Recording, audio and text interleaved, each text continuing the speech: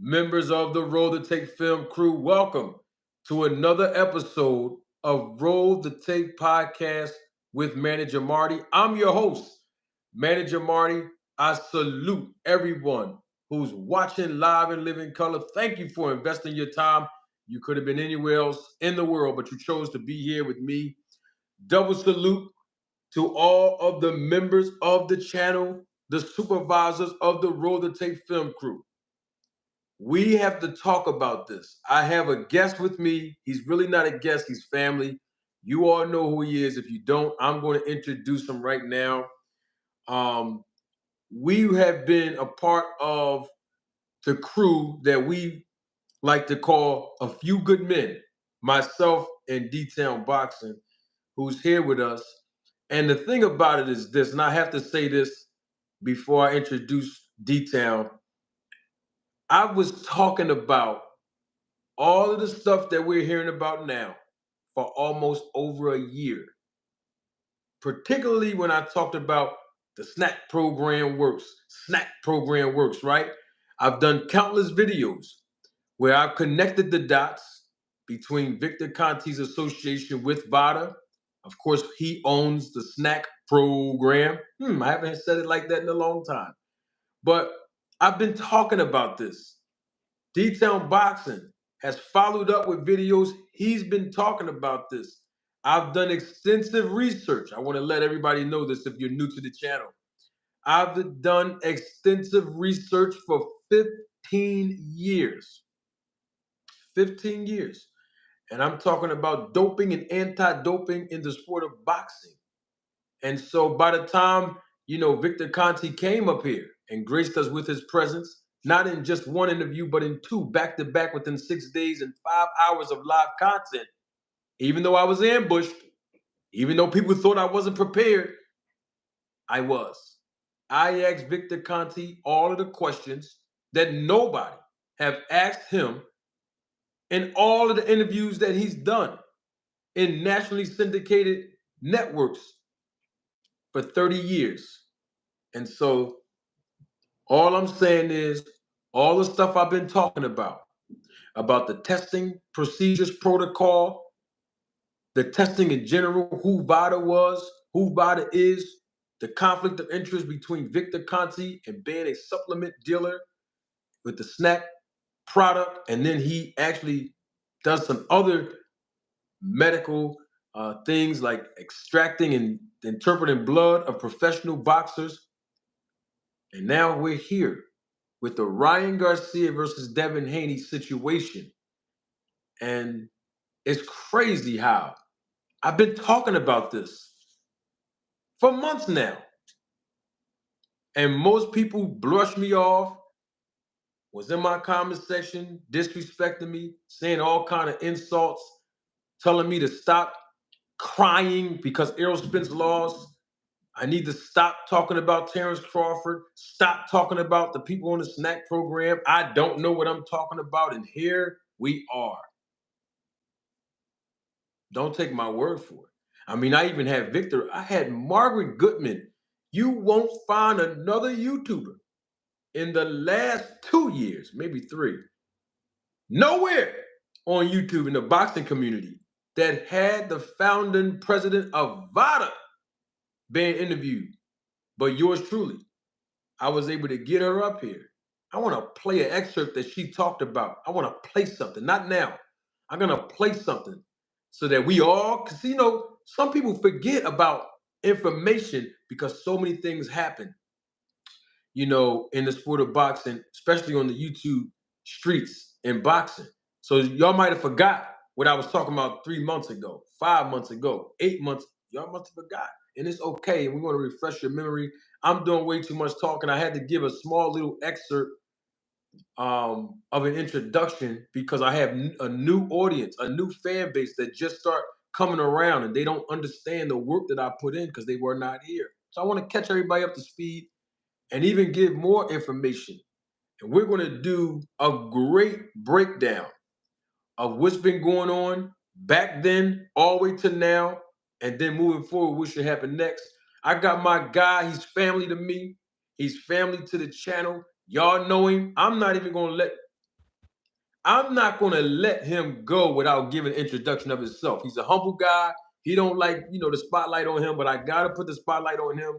He has been a part of the supporting role here with the we the real anti-doping advocates. I don't know what Victor Conti's talking about. D-Town boxing his head. Double salute to him. D-Town, what's going on, big dog? What's going on, family? Man, I'm going to let you give yourself an introduction, D-Town. I mean, majority of the people know who I am, and maybe some people don't know, but I'm straight from the Dallas, Texas area, back again with another one. We go keep it real. I'm happy to have met manager Marty, and I also have met the family members and friends that's in the chat. So salute to every last one of y'all for keeping it real, holding it down. When we out and about doing our things, y'all still holding it down.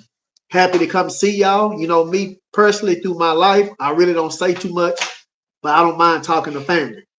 You know what I'm saying? So when the truth comes out, I'm going to hold on to it. There ain't too many channels out there that's going to speak about the truth. And y'all know this. I ain't got to tell you. You got only a few good men and family members that's holding it down and holding on to the truth no matter how bad they ridicule us or talk down on us. Even Victor Conti was saying things about me and manager Marty. Matter of fact, he was talking about y'all, and we still held it down. So that's why I appreciate y'all, man. I appreciate y'all, the ones who listen to my channel, Manager Marty channel, even the comments y'all put in the comments, even on this channel right now, because y'all could be doing something else, but y'all decided to grace us with y'all presence. So I feel energized. I feel happy that the family is together. So I'm excited for this live that's here with y'all and my brother, Manager Marty. Absolutely, D-Town, and salute and double salute to the members of the channel, the supervisors of the Roll to Take Film crew. I see you all in the chat. Everybody's that's acknowledging me and even acknowledging D-Town. I welcome each and every last one of you. Hey, brother. What's going on? Good. You all right? Yeah, I'm fine. Good. How about you? I'm good. Change your face to a special D-Town.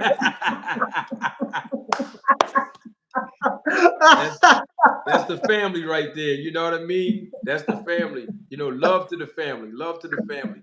So basically, D-Town, and I have to capitalize off what you said, and we got to keep it 100. A lot of YouTube channels. Oh, everybody's experts now, D-Town. Ever since this happened with Ryan Garcia and Devin Haney, everybody's coming out the woodwork. I mean, everybody's experts of anti-doping all of a sudden. But when we start speaking on this topic about Snack and Vada and Victor and the protocols, most people were scared to touch on this. They were scared to speak on it. People just sat there and just watched me talk about it. They sat there and watched you talk about it detail. They didn't want to do no videos on this. They did not want to talk about Vada, testing procedures, testing protocols. Everybody was quiet. But now everybody is coming out the woodworks now. And I'm really talking about the ones that be hating on me, the other people. But all I'm saying is, why everybody want to talk about it now, D-Town? They wasn't here when we was talking about it 6 months ago. Why everybody want to talk about it now? You know how it is. People that like to run with the waves. They're afraid to talk about certain things, maybe because they're not knowledgeable. Maybe they feel like that people gonna criticize them, ridicule them. But that's part of, look, I'm gonna tell y'all something straight up. Look, when I started my YouTube channel, I did it just for fun. And it started growing. But when I started reading the comments of people that was talking down about what I was saying and stuff like that, at first it kind of bothered me because I'm not used to that. A lot of the things I do, people kind of pick me up and say you're doing good and stuff. But when you have to deal with people all over the world, it kind of bothered me. And I had to learn, how to deal with it. Say what you say. I got my opinion. They got their opinion. A lot of people not going to agree. Guess what? We could be family and don't agree. But I had to learn how to deal with that because I never had a YouTube channel. And when I learned, it was like water on a duck back. It just rolled right off. So that comes with the territory. And a lot of y'all know it too. Even in the comments, I read the comments and see people talking down about a lot of the things that y'all say. knowing that y'all know the truth, knowing that you did your research, knowing that you holding on to the very bitter end, especially when the evidence is proven and before you by this man's own words, and you got people turning a blind eye. But y'all held on. And when I seen the evidence and heard this man's voice, guess what? I had to hold on. And then you got other content creators want to make a video after the fact of a few good men, Manager Martin, me, and all of y'all stuck together. They want to make a small video. Now you got more people coming out and watch and see. Watch and see. They won't give me credit, Manager Marty credit, or now one of y'all credit for holding it down. And look who came out. Earl Spence said something. Tank Davis said something. Ryan Garcia said something. Ryan Garcia, the father said something. It's going to be a lot of people that's going to come out. And some people want to say something, but they don't know how. But sooner or later, all of it's going to come out. You know, either way it go. So I'm happy. And that's what happened, Manager Moore. That's what happened. I totally agree. And the thing about it is this. I want to play something because I had Victor Conti here. 2 interviews, 6 hours, 5 hours, 6 days apiece, 5 hours. And I asked him about this whole random ordeal because I told him straight up. And most of you that's in the chat, most of you watching live, you were here. I told Victor Conti, I said, Victor, when we look at Vada's website, they specifically say that their testing procedures will begin 8 weeks before a fight happens between both fighters. In other words, is if a fighter is supposed to be scheduled to fight in March, 8 weeks prior to that date, that's when testing will begin. I said, I also heard you say, Victor, in the interview back in 2011, where you stated that random testing, the most stringent of random testing, is once every 10 days. So my question becomes, how is that random?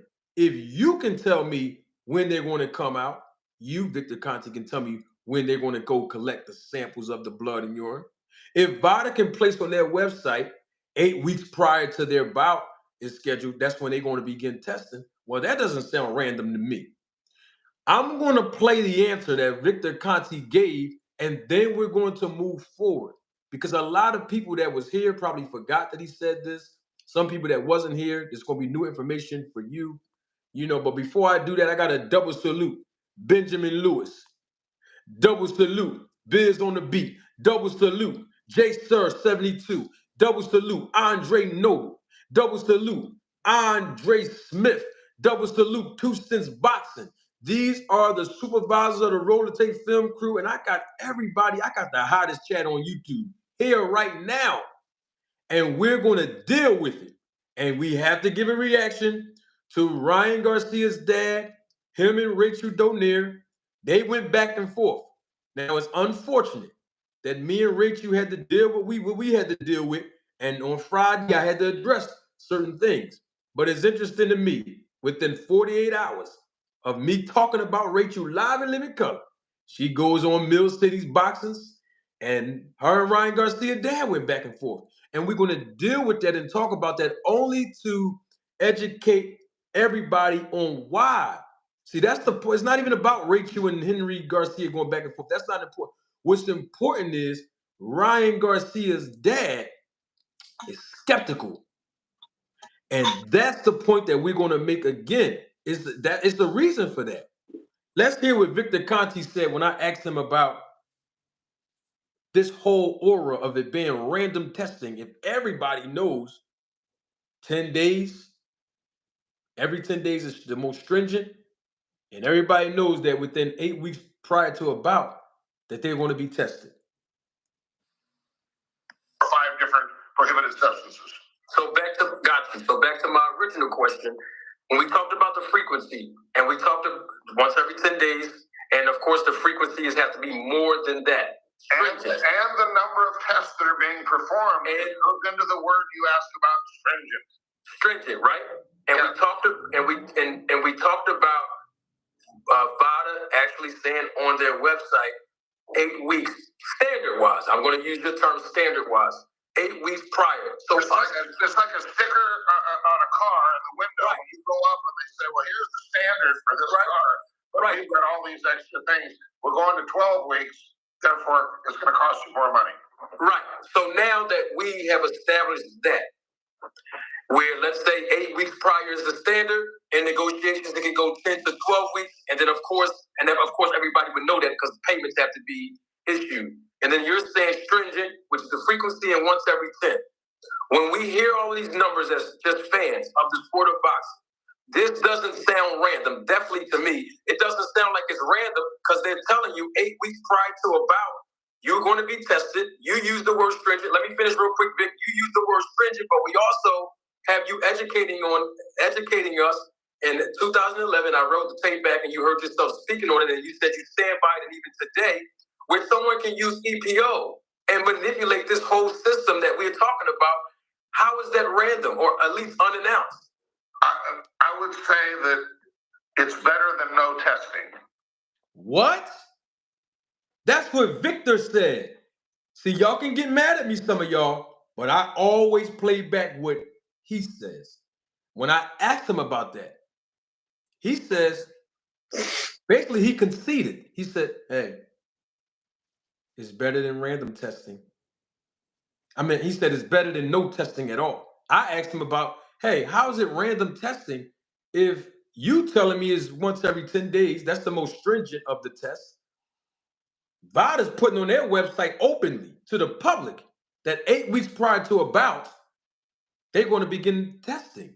How is it random if everybody knows about it? If everybody knows when the DCOs are going to come to collect blood and urine, how is it random? Detail, he said it's better than no testing at all. So he's agreeing with me. He's conceding and saying, I guess that's not random testing. So I got a question on that. You ain't never heard this nowhere else, so I'm glad you're here. If stringent testing with Vada is once every 10 days, according to Victor Conti, then how come they tested Ryan Garcia twice in the same week on back-to-back days? I'm just asking, listen. I'm not starting no I am starting controversy, but I'm just asking the question. I'm just asking the question. If the most stringent testing, according to Victor Conti, the expert, the anti-doping advocate, that's what he said, the most stringent testing is when the DCOs come and collect urine and blood so that it can be tested once every 10 days. If that's the most stringent testing, then how and why was Ryan Garcia tested twice in the same week within 7 days on back-to-back days, April 19th and April 20th? I'm just asking the question, Detail. I mean, what's your take on that question, bro? Well, I listened to an interview, and somebody said, I didn't hear it, but I heard it in an interview, that somebody said that Devin Haney team said that Ryan Garcia was going to pop dirty before the fight even started. Before it even happened, days before the fight happened, they said that Ryan Garcia was going to pop dirty. And we all know Victor Conti. He want to know all things. You know, most people thought he was part of Vada. People was in my comments telling me that he was a part of Vada.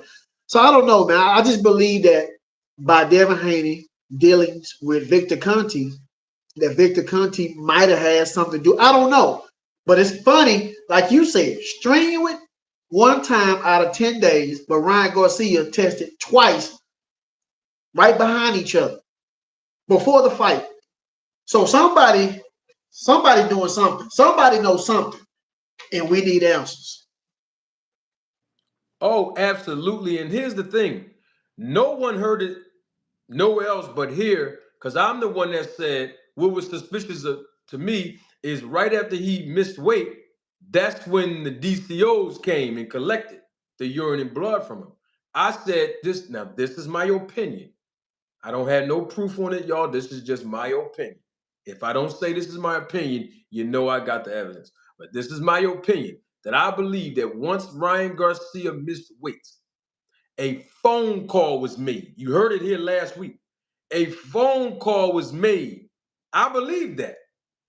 You sick the dogs on him. Yeah, sick them on him. And you see what happened. That's just me. This don't have nothing to do with whether he's cheating or not. We'll deal with that. But I'm just saying I wouldn't be surprised if a phone call was made. Now, let me tell y'all why I'm saying that. Oh, come on, talk to me. I see somebody saying what they probably heard in other videos, but they saying that Ryan Garcia used to work with Snacks, with Victor Conti. But what I heard that when Ryan Garcia was dealing with Victor Conti it wasn't far as using his products. It was only sponsorship, the same way it was with Jerome Buenis. So y'all need to go back and go look at the videos and do your research. And I understand some of y'all are just repeating what y'all saying, but what I've heard, and you probably go, was that you, Manager Marty, or was that his father was saying something about how Ryan Garcia was only being sponsored by Victor Conti? He was not using Victor Conti products the same way Boo Ennis was. So just because you wear the Snack logo don't mean that you're taking his supplements. So you got to dig deeper into it. That's all I have to say. Right. Well, the bottom line is when we look at this, and we all can have our suspicions, we all can have our, perspectives. But remember, Victor Conti was here. And I'm trying to find the video because people that are new to the audience, I want them to understand that there's no bias here. There is no bias here. Okay, I'm not just bringing all of this up because Devin Haney lost. I'm saying this because I've been saying this. D-Town Boxing is saying this because he's been saying this. You got people that's coming out now, speaking on it, but we've been talking. Y'all know I've been talking about this. This is nothing new. You know what I mean? Shout out and double salute to Estelle. Thank you for your cash app and your support and contribution to the channel. We also got Johnny Quest. Thank you. Double salute to you for your super chat, the first but not the last super chat of the evening. Thank you for your contribution and your support. Let's read Johnny Quest's super chat. It says, wow, spooky people setting up Ryan Garcia to protect Devin? When in the history of this country, a white person was set up to protect a black person? Well, I'm not saying, let's be clear on something. I'm not saying that Ryan Garcia was set up. I'm not saying that. Let's be clear. Ryan Garcia tested positive 2 times for the banned substance aspirin. No one knew that was going to happen before he did that. So I am not saying that he got set up to take the supplements or whatever he did, whether it was supplements or not. I'm not saying he was. What I am saying, and I want everybody to understand this, that he was tested on back-to-back days before the fight happened, when everyone in the testing agency, when everyone in the testing environment knew that the results were not going to be returned until after the fight. So let's say that Ryan Garcia did have an advantage. I want to get y'all to understand my perspective from day one. Let's say Ryan Garcia had all of these advantages based on banned substances that he tested positive for, right? Well, Devin Haney took a beating. And let's just hypothetically say that the beating that Devin Haney took was the byproduct of Ryan Garcia cheating. Well, the testing agency couldn't do anything to stop it from happening. They couldn't do anything to stop the fight from happening because they tested him a day before the fight and on the day of the fight. So by the time the results came back, which is what we've been hearing within 72 hours, well, the fight's going to be done by then. So where's the safety of the fighter? Where's the safety measures and precautions taken for a fighter who probably get hurt really badly when a fighter tests positive? See, that's what I'm talking about. And so let me also say this. I'm not one of those. And I want to take my glasses off because we have a lot of Americans who are largely my demographic here. I'm not pro black. I just want everybody to understand that. I'm not pro black. And what I mean by that is this. I don't ignore truth just because it's a black person. It don't make a difference if you black, white, yellow, purple, or red. When I deal with truth on this channel, we gonna stand on proof, truth, honor, and integrity. I'm not gonna say, oh, because I'm black, I got to stand for black people. No, no, no. You black and you wrong, hold you accountable. You white and you wrong, I'm gonna hold you accountable. You red, yellow, purple, or blue and you wrong, we gonna hold you accountable. So I just want everybody to understand, I'm not one of those. We're gonna deal with the truth. And that's, hey, I'm pro-truth. That's what I am. And that does not mean anything about how I feel about my people. But I'm not gonna sit there and say, well, I'm gonna protect black people because we black. No, no, no, no, no. Or minorities. No, no, no, no, no, no, no. Because since we want to talk about black and white, then let's deal with it. Devin Haney is black. But nobody said nothing when he ran over to Victor Conti. And Victor Conti's white. Oh, okay. So I just want to make sure we clear on that. You know, hey, he went to Victor Conti. His performances has been enhanced in his fights that he's been with Victor. Hey, Caleb Plant White, he ran with Victor, and guess what? His performance was enhanced too. That's, hey, it don't matter if you black or white. Your performance enhanced, I'm gonna call it right out. Oh, that fight, his performance was enhanced in that fight. I'm gonna keep it 100. That's just me. D-Town, any take on that, brother, before we move on? Well, you know, some of these fighters that was dealing with Victor Conti didn't even test with Vada. And you got Victor Conti out here asking other people about their testing and how many times they test. But he can't. Matter of fact, we still waiting on Victor Conti to give us the receipts we asked him for about the fighters that he dealt with and about him posting their test results with Vada. He still ain't received. We still, we waiting on that. So all I'm saying is, like you said, Manager Marty, truth don't have no color. Yeah. Somebody told me in the comments in one of my videos, well, you was backing up Ryan Garcia, so back him up even against Earl Spence. Hold up, bro. I'm not attached to no fighter. I'm attached to what's right.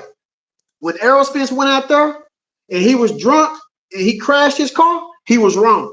When Errol Spence didn't listen to his promoter, he was wrong. Well, his advisor, Al Hammond, he was wrong. So I don't mind saying that anybody's wrong or anybody's right. I'm with the right, not with wrong. So I'm not attached to no fighter, no matter who it is. That's just what that is. Double salute, Johnny Quest. Another super chat. Thank you again, Johnny, for your contribution and your support to the channel. Johnny says, more will come out as the Haneys just filed a lawsuit, and it appears Devin was tested as well. It was said that Ryan didn't give the PP on time as well. I don't know about that. Thank you for the information, Johnny, but I would have to verify that first. I don't know about the Haneys filing the lawsuit. I didn't see anything about that. You said that it appeared that Devin was tested. I don't know that as well. I would like to see, maybe Victor Conti should speak on that because he is his nutritionist or whatever. He works for the program. You know what I mean? Maybe Victor can, or Devin can put out information that he was tested on the 19th and 20th too. Because I was asking the question about that. Was he tested on the 19th and 20th or just Ryan? I had a question on that as well. I had, like I said, I don't know if any of that is true because I didn't see it. I don't know if Ryan Garcia gave PP on time or not. I don't know. Those things I don't know anything about. But all of it matters. And if the Haney's filed a lawsuit, then we'll have to wait until, their lawsuit render, some more information and evidence. And then, we'll speak on it. Nothing wrong with filing the lawsuit. It's all good. It's just crazy. This whole thing, man. We've been talking about this, and it's finally here. It's finally here that we've been dealing with it. I want to also educate everybody on this before I play some excerpts of Henry Garcia and Rachel Donaire and Mill City's interview, which Mill City, he does a great job. So shout out to Mill Cities. I want to educate everybody on this. Vada doesn't test anyone. Can we just all be clear on that? Vada does not perform any testing. I just want other people that don't know that already to be educated on that. Because we keep on hearing the two words Vada testing, Vada testing. There's no such thing as Vada testing. I know that you might not know that, but I'm telling you, there is no such thing as Vada testing. Okay? Now, let me be clear on that, because I don't want nobody to take that, run with it, and misinterpret what I'm saying. When I say there's no such thing as Vada testing, okay? Vada, Voluntary Anti-Doping Association. So that means everyone that's participating or enrolling in their program, it's voluntary. All right? Let's just be clear on that. It's voluntary. Now, what happens is very simple. And I'm going to try to find it. Remember, I interviewed the founder and president of Vada. She was here, Dr. Margaret Goodman, about 2 months ago. I interviewed her. And she even, well, I did do one of my questions that make you tell the truth. And she did. And the truth was that Vada is just the middleman. Her words, not mine. Because this is what Vada does. And this is not a knock on Vada. I'm ready to start my own anti-doping agency. They keep on playing. They keep playing around here with this. Hey, me and you might start something detailed. You know what I mean? It's as simple as 1, 2, 3. Don't be surprised if you. Let me not say that for another content creator to come up with the idea. Listen, here's the thing. This is how Vada works. So Vada is the middleman. Okay, let me tell you how it works. Let's just keep it simple here. So, WADA, World Anti-Doping Agency, we know who they are. They create the code.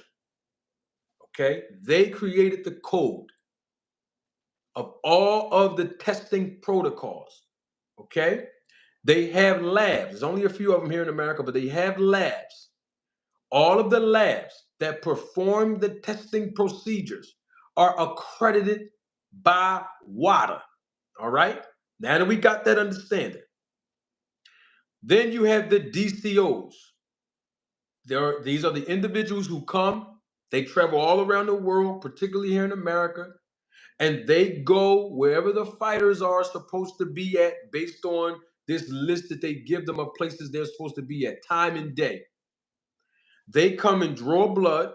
Most of them are certified phlebotomists. They come and draw the blood from the athlete, and then they take the urine from the athlete and they basically put it, most of you all have been through pre-employment drug screenings, right? It's kind of like that. Okay? Athlete with urine in the cup, and then the urine is separated between 2 valves. Let's just call them valves, A and B, right? 1 and 2. What happens is, once the DCOs, the doping control officers, once they collect the blood and urine of an athlete, they seal it up, they allow the athlete to sign, they sign, everybody put their initials and signatures on it, and guess what they do? They seal it up, and then they ship it to the WADA accredited lab. What does VADA do in the process? Well, what VADA does is they stand in the gap to take the monies from the promoters who pay for the testing procedures, right? So they stand there in the middle and say, promoter, this testing for fighter A and fighter B is going to cost $5,000. I'm just using the number so that we can all be on the same page with this. $5,000, right? So the promoter gives Vada a check for $5,000, okay? I don't know how much the testing actually costs. I'm just telling you what Vada tell the promoter. This test for both of these fighters is going to cost $5,000. The promoter cut the check, give it to Vada. Vada then take the check, deposit it in their business account, get on the phone with the lab, get on the phone with the DCO, and they set it up. Now, how they set it up is simple. Hey, you own a company. Let's just call it Detail Boxing Collections, right? So Detail Boxing Collection will get a call from Vada, and Vada will say, hey, Detail Boxing Collection, we have two athletes, one in Las Vegas and another one in Philadelphia. And we need you all to go to Las Vegas and Philadelphia and collect their urine and blood. We're going to cut you a check from what the promoter done paid. There's all of that is included in the invoice we sent the promoter. And what's going to happen is when we hire you and you get the job done, all you have to do is seal it up, urine and blood, and ship it to the lab. Done deal. Hey, lab, those two fighters, fighter from Vegas and fighter from Philadelphia, yeah, you have their results. All right, send them to me.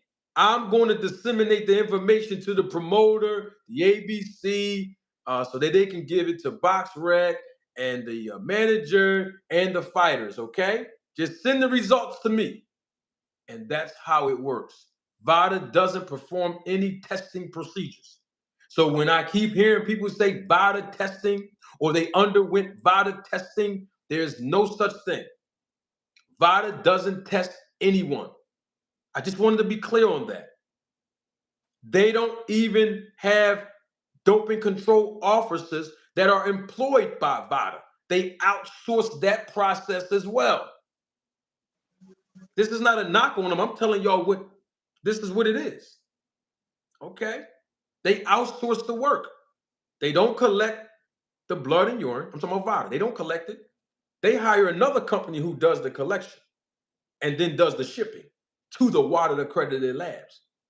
They don't perform the testing procedures at the lab because Vada don't have their own labs. Okay?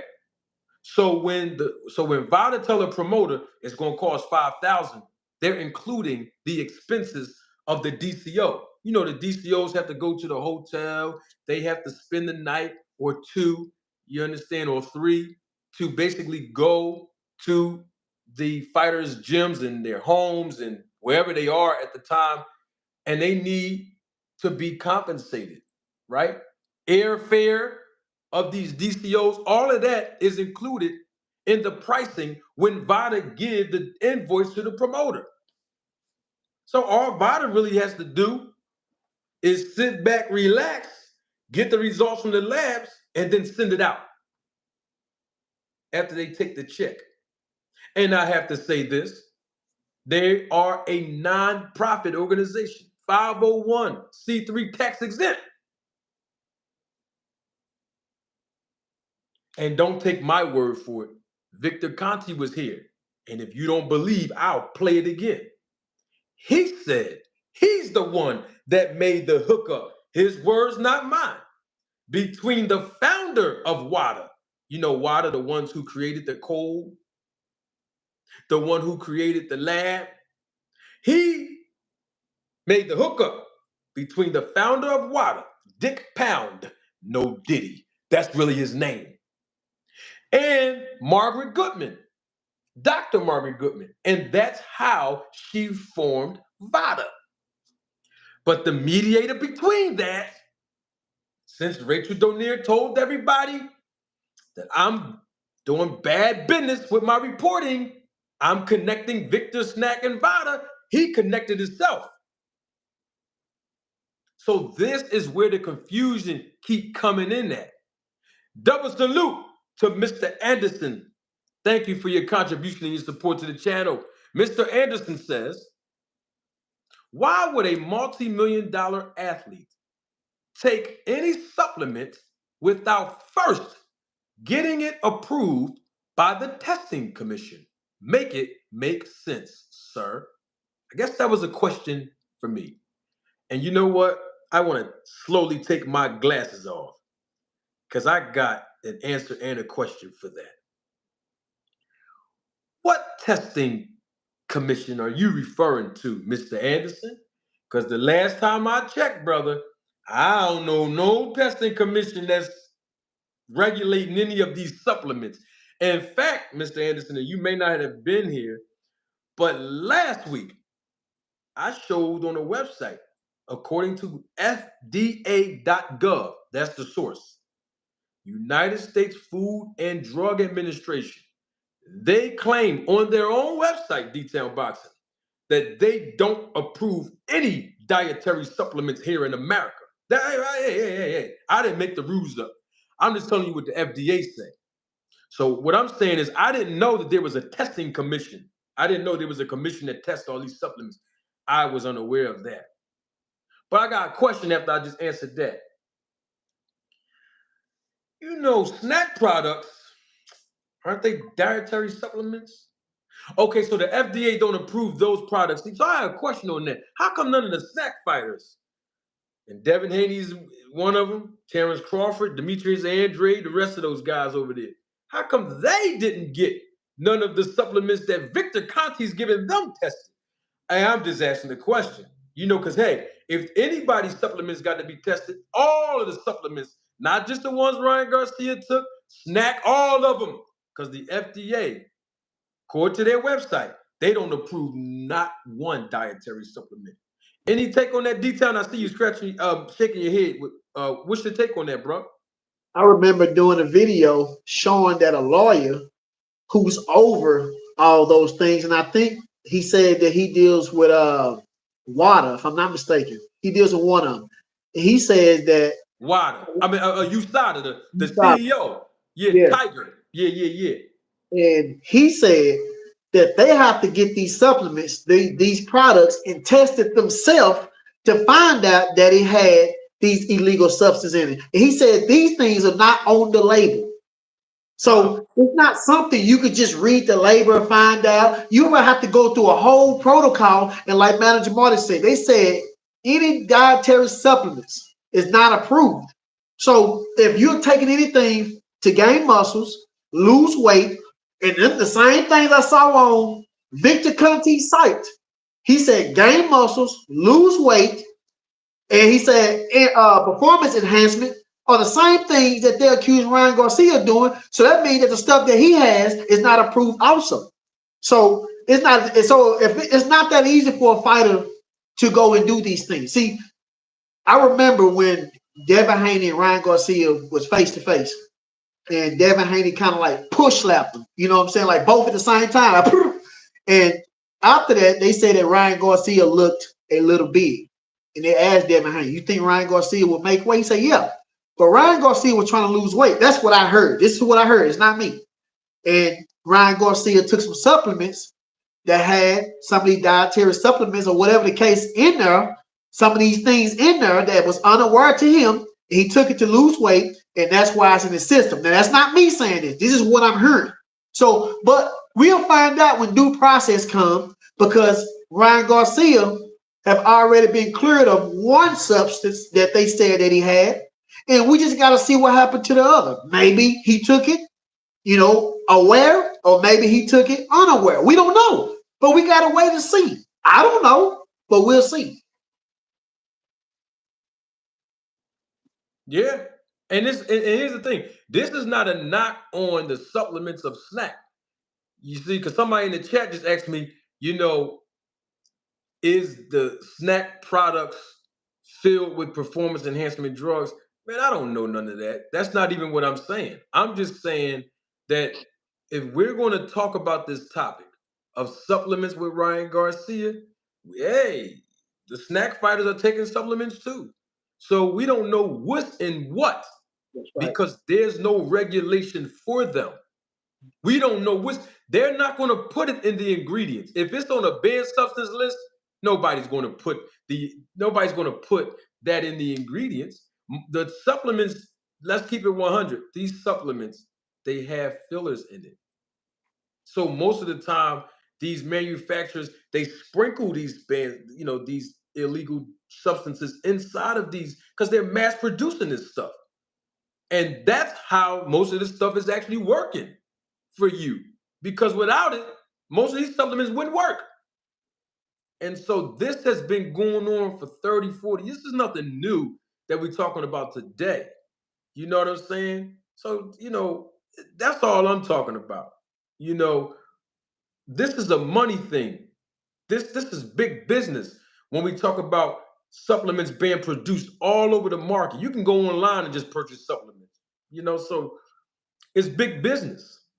You know, you know What what? what what we saying is that if you go point finger at somebody, you have to point it at everybody because majority of these people are taking these dietary supplements. That's what we're saying. We're not trying to exempt somebody from it or accuse this guy. We just saying is that if you talking about the supplements he's taking, do you have to talk about all the rest of them? Because majority of them is almost the same. Tell you the truth. That's all we saying. Right. Because people will say, well, that company that Ryan Garcia spoke on saying he used their supplements, they came out and made a public statement and said, no, we don't have Ostarine in our products. What else are they supposed to? Do you think they're supposed to publicly come out and admit that they have a banned substance in their product and their ingredients? Absolutely not. And I'm not saying that they do. I want the testing results from whatever supplements, including the ones Ryan Garcia's claimed that he took. I want to see the testing results of that. And let me be clear, if the testing results come back that there was no illegal substances or any substances on the banned substance list that were in these supplements that Ryan Garcia took, I'd be the first one to come live in living color right here and call him a cheater. Mhm. It's very simple. But please don't get excited about the B sample. Let's talk about that while we're on it now. Please don't get excited. When May 22nd comes, I already see what's going to happen. Don't get excited, people, please. Because 99.99999% of the time, B samples usually come back the same as A samples. Why? It's the same urinalysis. It's not like he took a urine test 3 days later. No, it's the same urine that they're testing. It's nothing different. Okay. And so the bottom line is most likely the B sample is going to come back positive because it's the same urine they got from the A. It's nothing different. So please don't get excited and say, oh, I told y'all, yeah, the B sample. Relax. I want to see them supplements that he claimed he took. Yes. I want to see the testing for that because the CEO, to your point, D-Town, the CEO of USADA back in 2007 and even before that, he talked about athletes testing positive for Ostarine. His exact words were Ostarine. And it was due to Ostarine being intentionally injected into these supplements in the mixtures. So that's why I'm waiting for Ryan Garcia said he tested them out or he's getting those supplements tested. So I'm going to wait until that come out. And I'm going to hold Ryan Garcia accountable to make sure, all right, you said that 3 weeks ago. Where are the testing results at, bro? So please don't make it seem like I'm only saying this because Devin Haney, Law. Listen, I ain't with all that. We're going to deal with the facts at hand. That's just me. I can't speak for everybody else do it. So, But a lot of these fighters, they wonder why they haven't popped dirty is because they ain't never test. You know what I'm saying? I mean, we still waiting on certain receipts from Victor Conti, and you talking he's about the receipts from Terrence Crawford? Terrence Crawford. I mean, you got Devin Haney, you got some of these other guys, you know what I'm saying, that was using Victor Conti.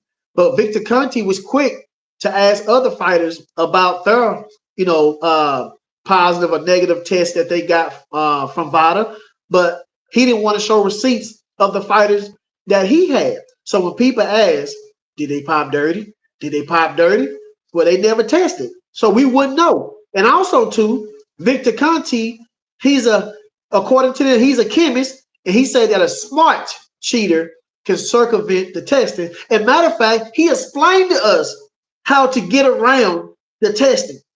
He even told you about microdosing, doing it in the table, doing it through the IV bag. This man has said all these different things. And you actually think that this man don't know how to circumvent it? Now, we never said that Victor Conti fighters pop dirty. We never said that. We said whatever he has or whatever program he has, it worked. That's what we said. We never said that they pop with illegal drugs. And I understand people are assuming that we're saying that. No, we saying that whatever this man has, it worked.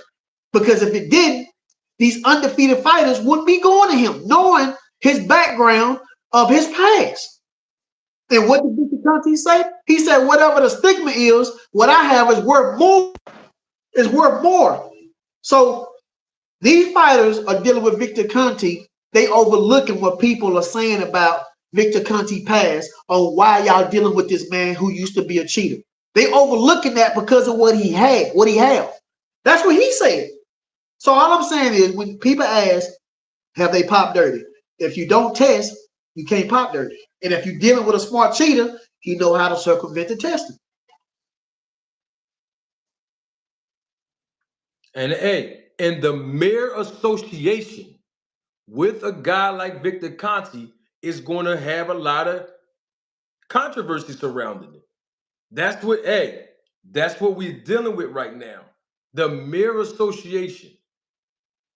Now, if a fighter chooses to initiate contact with Victor Conti and go over there, what I always tell y'all, this would come with it. The scrutiny, it comes with that. If you go over there with Victor Conti, even if you're not doing anything illegal, just the mere association is going to have people questioning the fighters' wins, when they win in big fights, when their performances are being enhanced. It's going to question whether you're doing something legally or illegally. All of this come with it. Because there's not another sport, according to what Victor told me when he was here. He don't do no other athletes and no other sports. He said only the red light district boxing.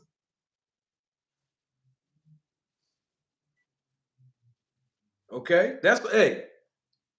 He keeps talking. I told y'all 2 months ago. I said, everybody that's rolling with Victor Conti, please, when you see him, do this to him. Remember I did that detail? Tell him to, he making the block hot. Just like 2 Cents Boxing said, Victor Conti keep throwing himself in the middle of stuff. And then he wonder why people keep using his own words against him. Dude, we not making this up. We playing back what he said. And the very words that come out of his mouth condemns himself. That's what that is. Let's play the a piece of the conversation, because there was different conversations that was being had on Mill City's boxing. Salute to Mill City Boxing. When Henry Garcia, the dad of Ryan Garcia, was on there, and basically, he was going back and forth. It was another person's voice. I didn't recognize his voice. Mel. I didn't recognize his voice. That never heard his voice before. But he also chimed in and was talking, and also Rachel Donaire. Double salute to my guy Lucky McKinnells. Thank you for that cash app, Lucky. Lucky says for standing on business. Appreciate it, man. Double salute to my guy, J Sir 72, supervisor of the Road to Take film crew. He said, it's sounding like who and where you get these dietary supplements from, if you're going to pop dirty or not. I don't know. I mean, it's like, I don't want to say 100, but it's a lot of different dietary supplements, here in America that I know of. You can buy supplements online too, but the problem is that the FDA doesn't regulate it, doesn't approve it. So we don't know if these supplements are contaminated or not. Some of them may not be. I'm not saying that they all are, I'm not an expert. I don't know, but I do believe that these supplements, they have to be tested if a fighter tests positive for a banned substance, and they know that they're taking these supplements because people say, "Oh, every athlete is responsible for what they put in their body." Well, if it doesn't say it on the ingredients, most of the time these athletes don't know that they're taking something that is mixed with a banned substances. You know what I mean? So good point, Jay Sor. I don't know. I mean, you asked me where to get it online. Walgreens, CVS, over the counter, pharmacy sell dietary supplements. You can get dietary supplements at the dollar store. You know what I mean? It's just, I don't know. And I don't think an athlete knowingly would take it if they know they're going to pop dirty because you would have to know what's in the supplements. But we don't know what the athletes will do either. I don't put nothing past too many people in this business. I've been in this business for a while, and not too many things surprise me anymore, me personally. But anything can happen in boxing, behind the scenes and in the ring. Let's hear what Rachel Donier had to say and Henry Garcia. About this being a conspiracy and things of that nature. Because the Conti. Punch, wait. Punch, can I just jump in? I'm not trying to be rude. I'm at a Mother's Day brunch. I want to go back to my kids. Hold on for a minute. Huh? Hold on for a minute. Is it? About this being a conspiracy and things of that nature. Because the Conti. Punch, wait. Punch, can I just jump in? I'm not trying to be rude. I'm at a Mother's Day brunch. I want to go back to my kids.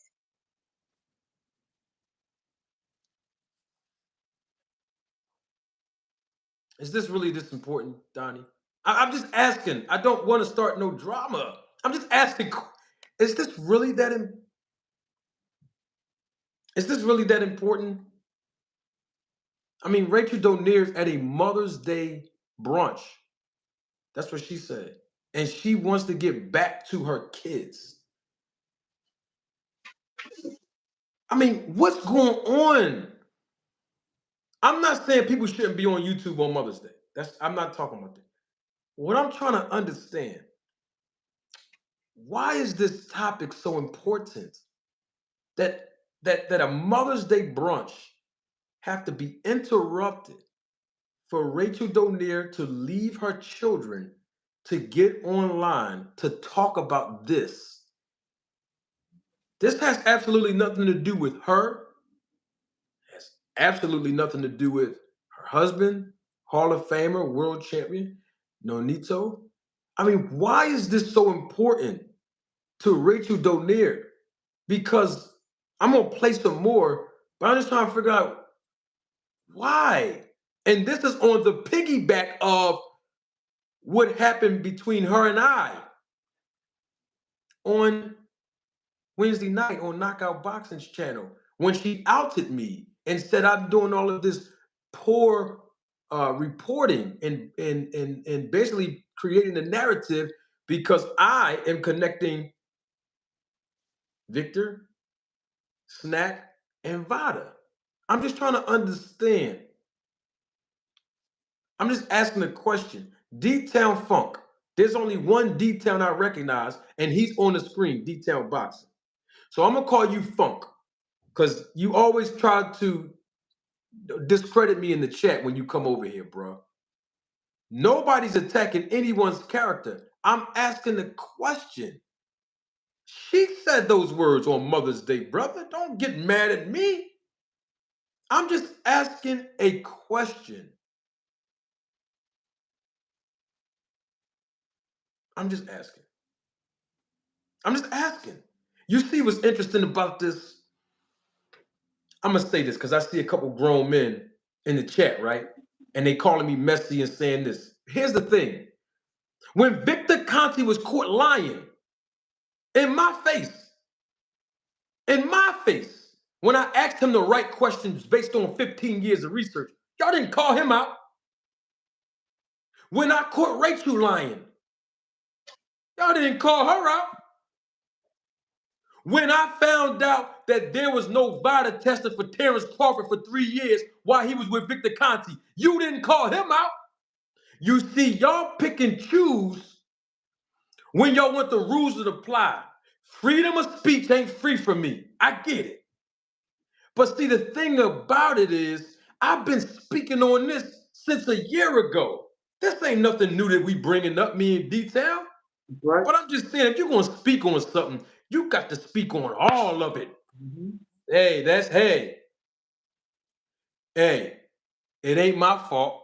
Rachel Donaire is going out of her way to protect Victor Conti since we talking about character. Mm-hmm. Y'all got to go ask her why. Don't call this gossip.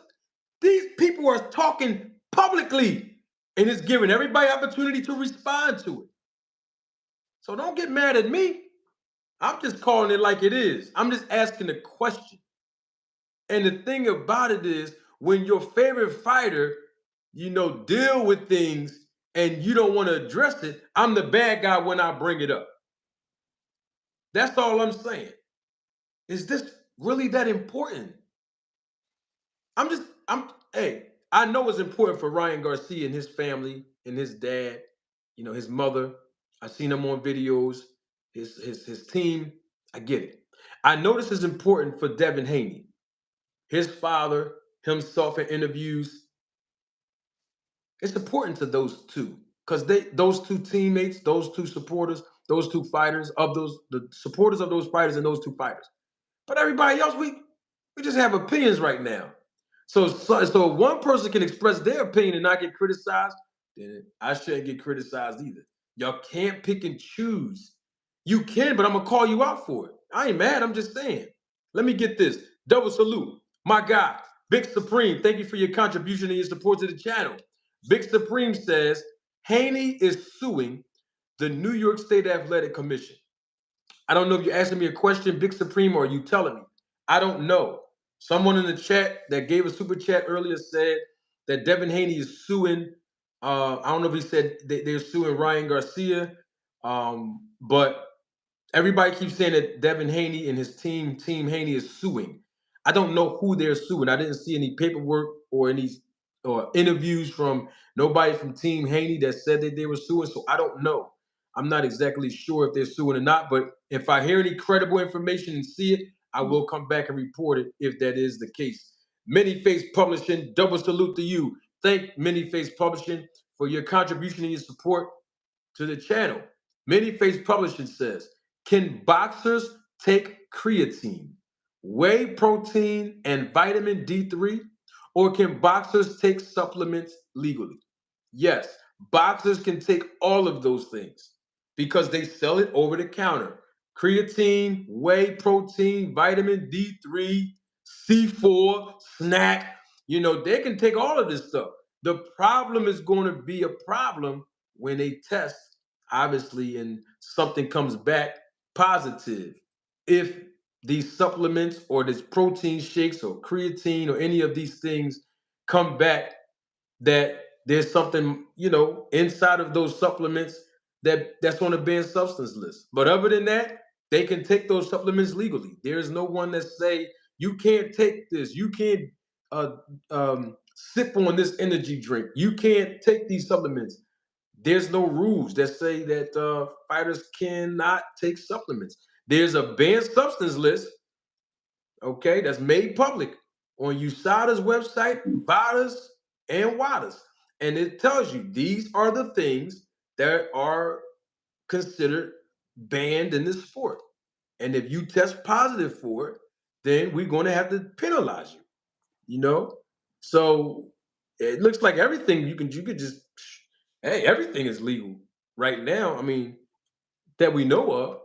D-Town, I said a whole lot, brother. I don't want to overshadow you, brother. What's your take on everything? Well, like you said, Rachel Garcia, she was out doing things Rachel. Rachel Donaire Okay. was doing things with her family for Mother's Day. And she jumped on the channel, was talking to Ryan Garcia's father. And then she was like, you know what, I'm gonna go ahead and get back and finish up my Mother's Day with my family. Now, me personally, it's a red flag for her to be trying to, I guess, take up for Victor Conti. You know what I'm saying? So it makes you want to dig in deeper to see what's really going on, because Snacks, Victor Conti, Vada has nothing to do with Rachel Donaire.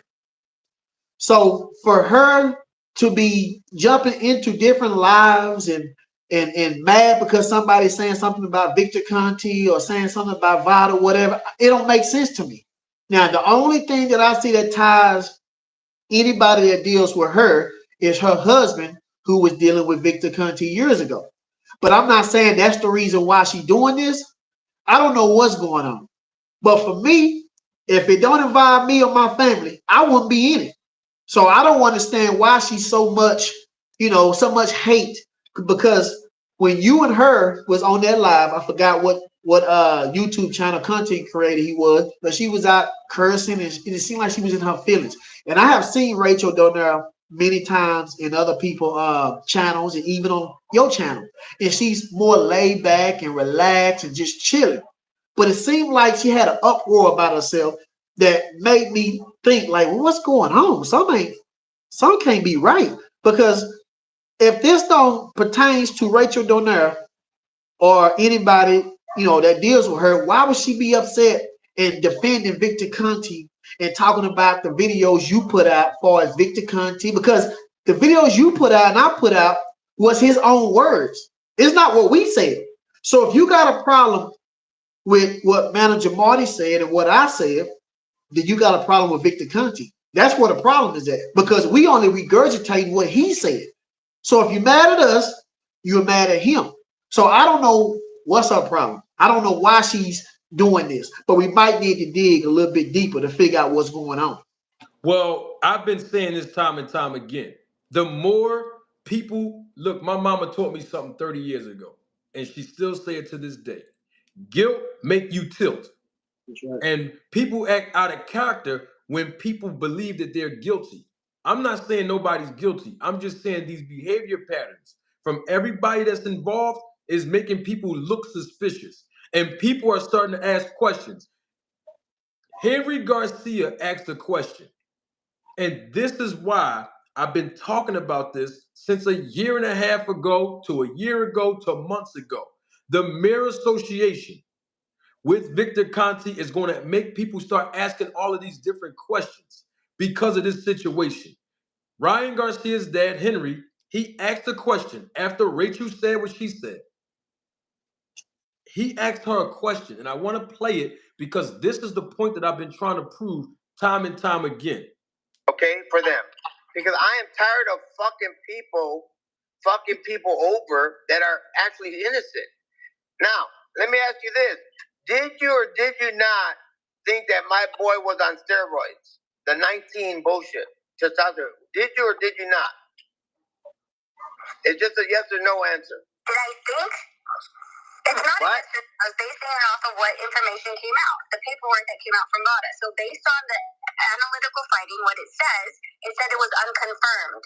When it said it's unconfirmed, then it's not confirmed yet. It was negative. What are you talking about? It was negative.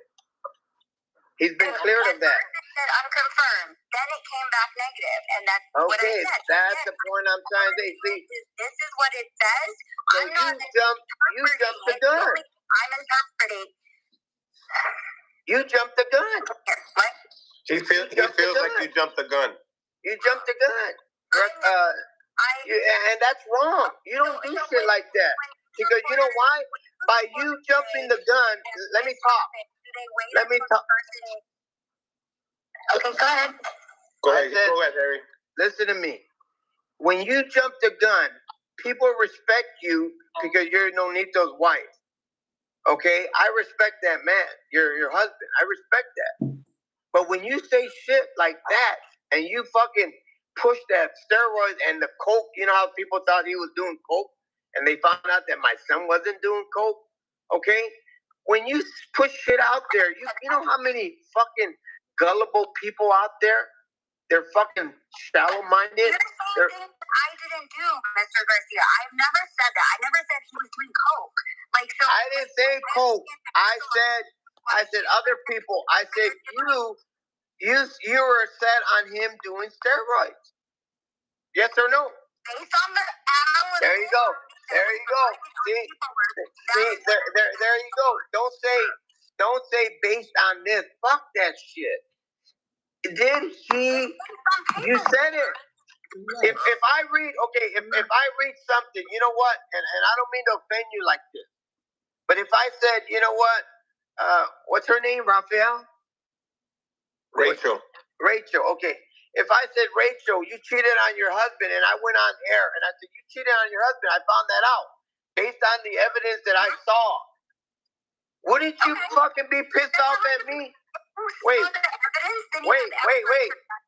Wouldn't you be pissed off at me? No. Yes or no? No. You wouldn't be pissed off at me? Upset thing. Why would I be mad? If you have evidence, why would I be mad? Because you reacted to evidence that you saw?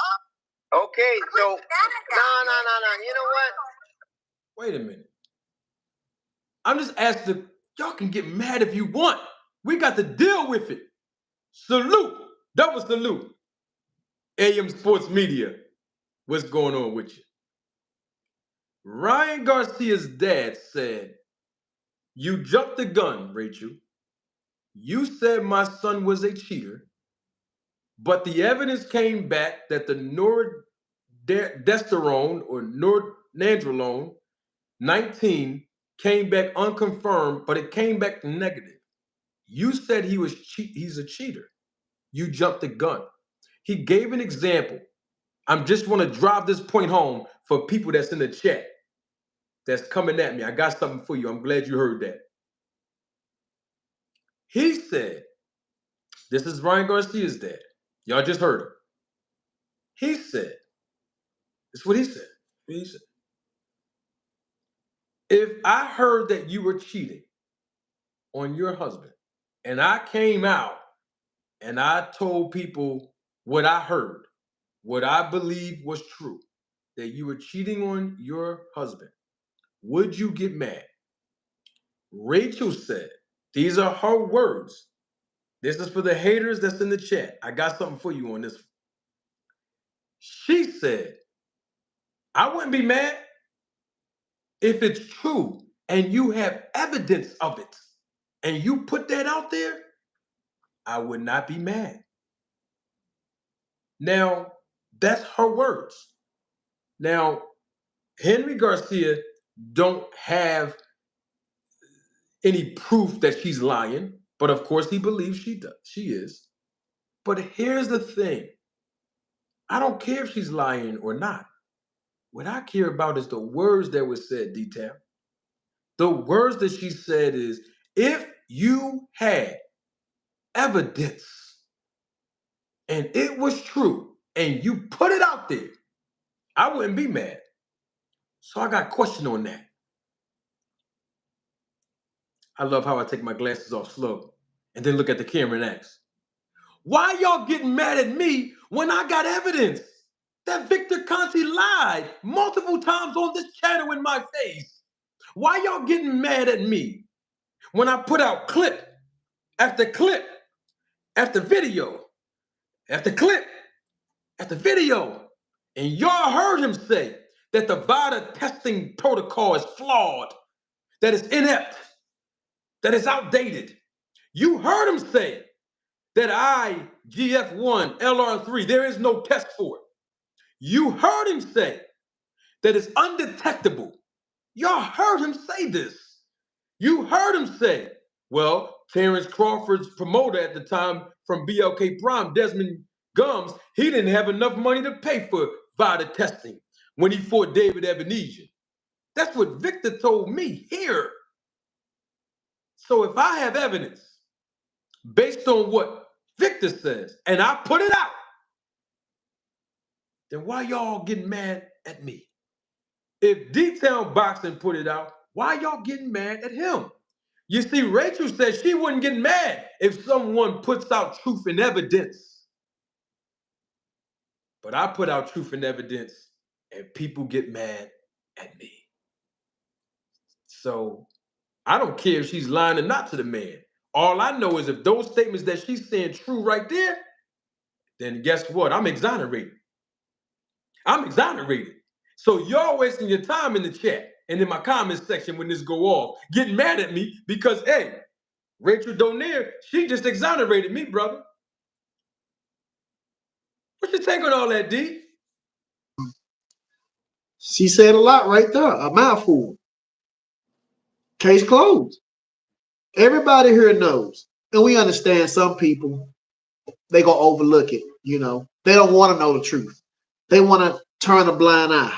You know, I understand that. It's their favorite fighter. But when you in this game and you are a fan of the sport, you're not attached to a fighter.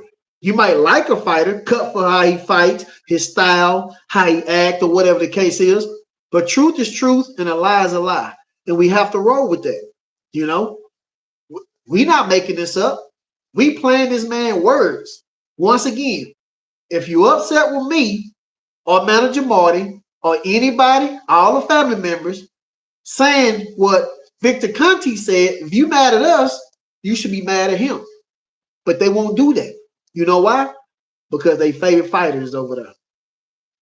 I see. If some of their other fighters have did half of what their fighters have done, they would have ridiculed them a long time ago. But once again, they'll turn a blind eye. Yeah, I mean, look, there's fighters that didn't even get tested while they was on snack program. Nobody complained about it. People were still hunting me down, hunting you down, D-Town, when we spoke on it. When I did all of the research, conducted it thoroughly, brought it to the people, and you see what I'm saying? So what I'm saying is all the rules got to apply to everybody. No favoritism. Double salute. Gregory Quarterbaum, thank you for your contribution and your support to the channel. Gregory Quarterbaum says, Rachel suddenly, staunchly defended Victor Conte now raises a lot of questions. I even dislike that she wanted myself and 2 Cents to be on a panel about Victor. I believe she disrespected Manager Marty. That's Gregory Quarterbaum. They won't say nothing about that though, you know. That's Rachel Donaire. You know Rachel. No, we're not trying to hear none of that. You got rules, guidelines, and statutes.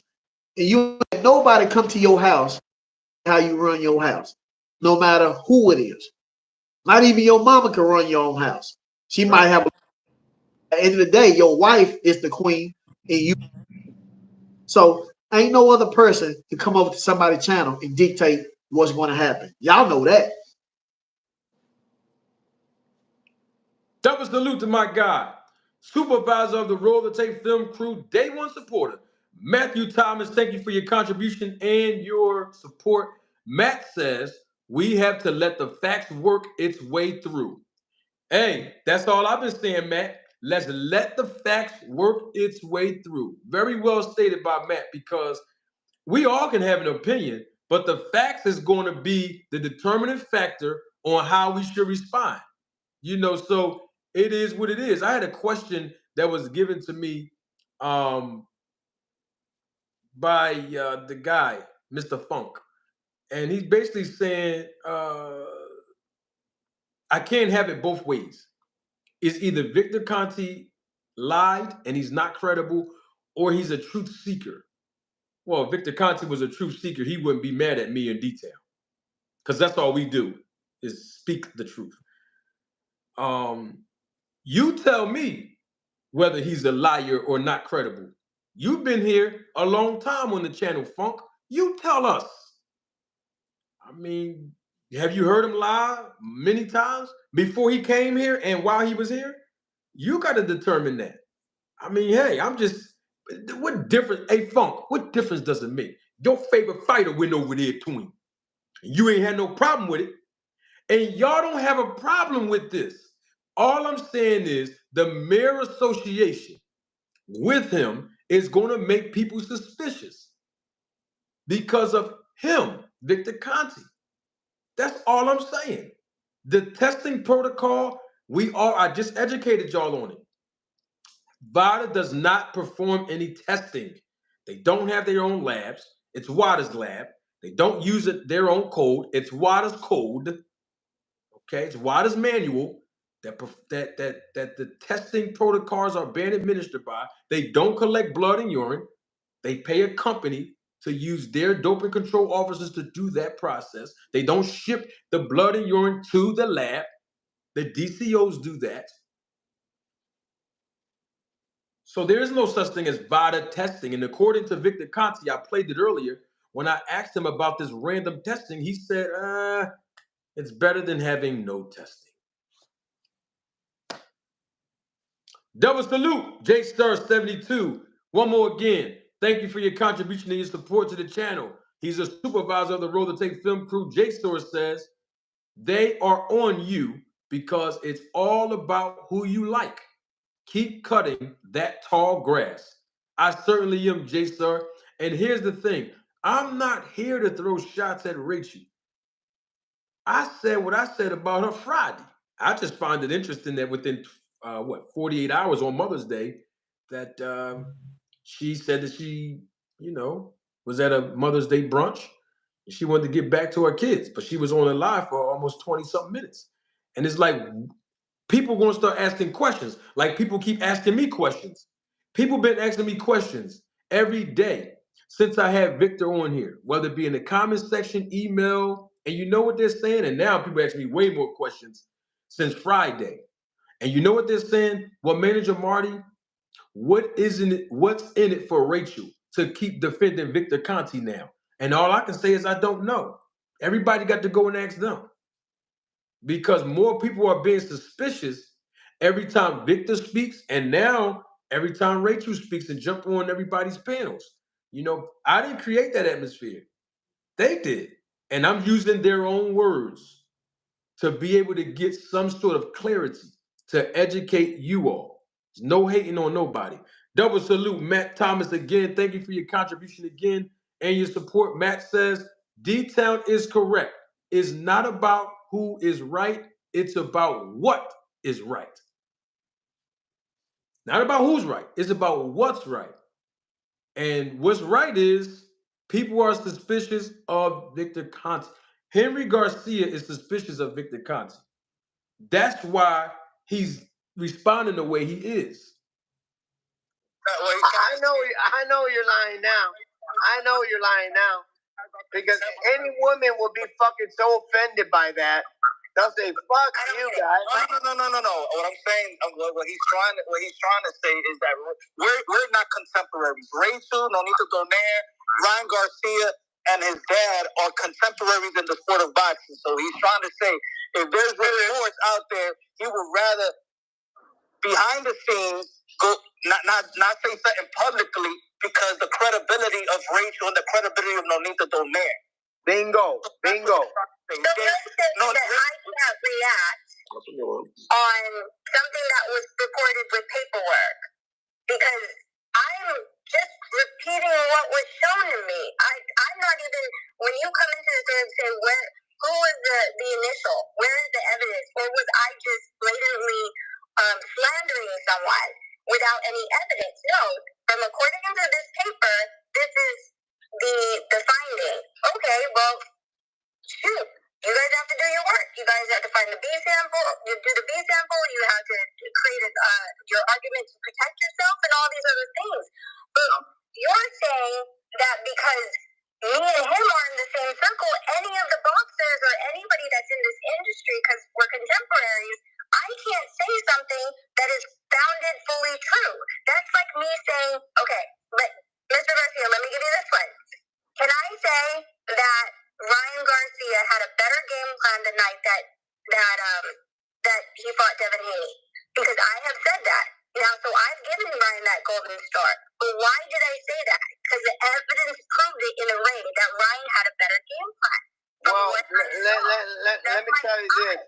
Let me tell you this. I didn't just come out and make up this whole thing to slander your son. First of all, like I said. Well, yes, you sounded like it. You sounded like it. You sure sounded like it. I apologize for your misunderstanding, but that's not what I was doing.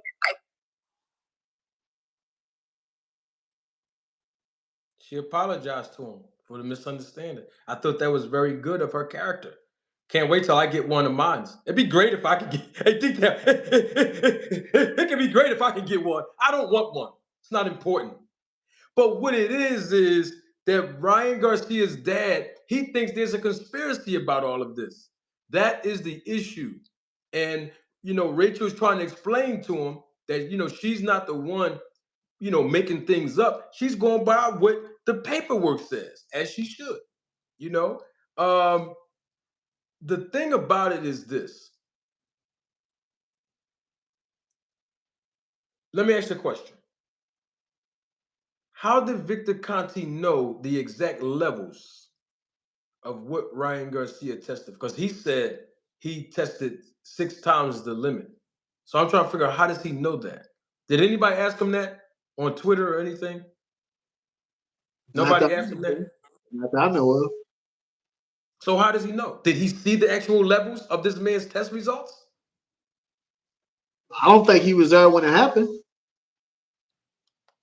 Maybe he got some kind of pool, where he could get the information. Because the thing about it is this. This is the truth. Memo Heredia, Victor Conti, if Alex Ariza is still around, we don't need any of them talking about this. We just don't.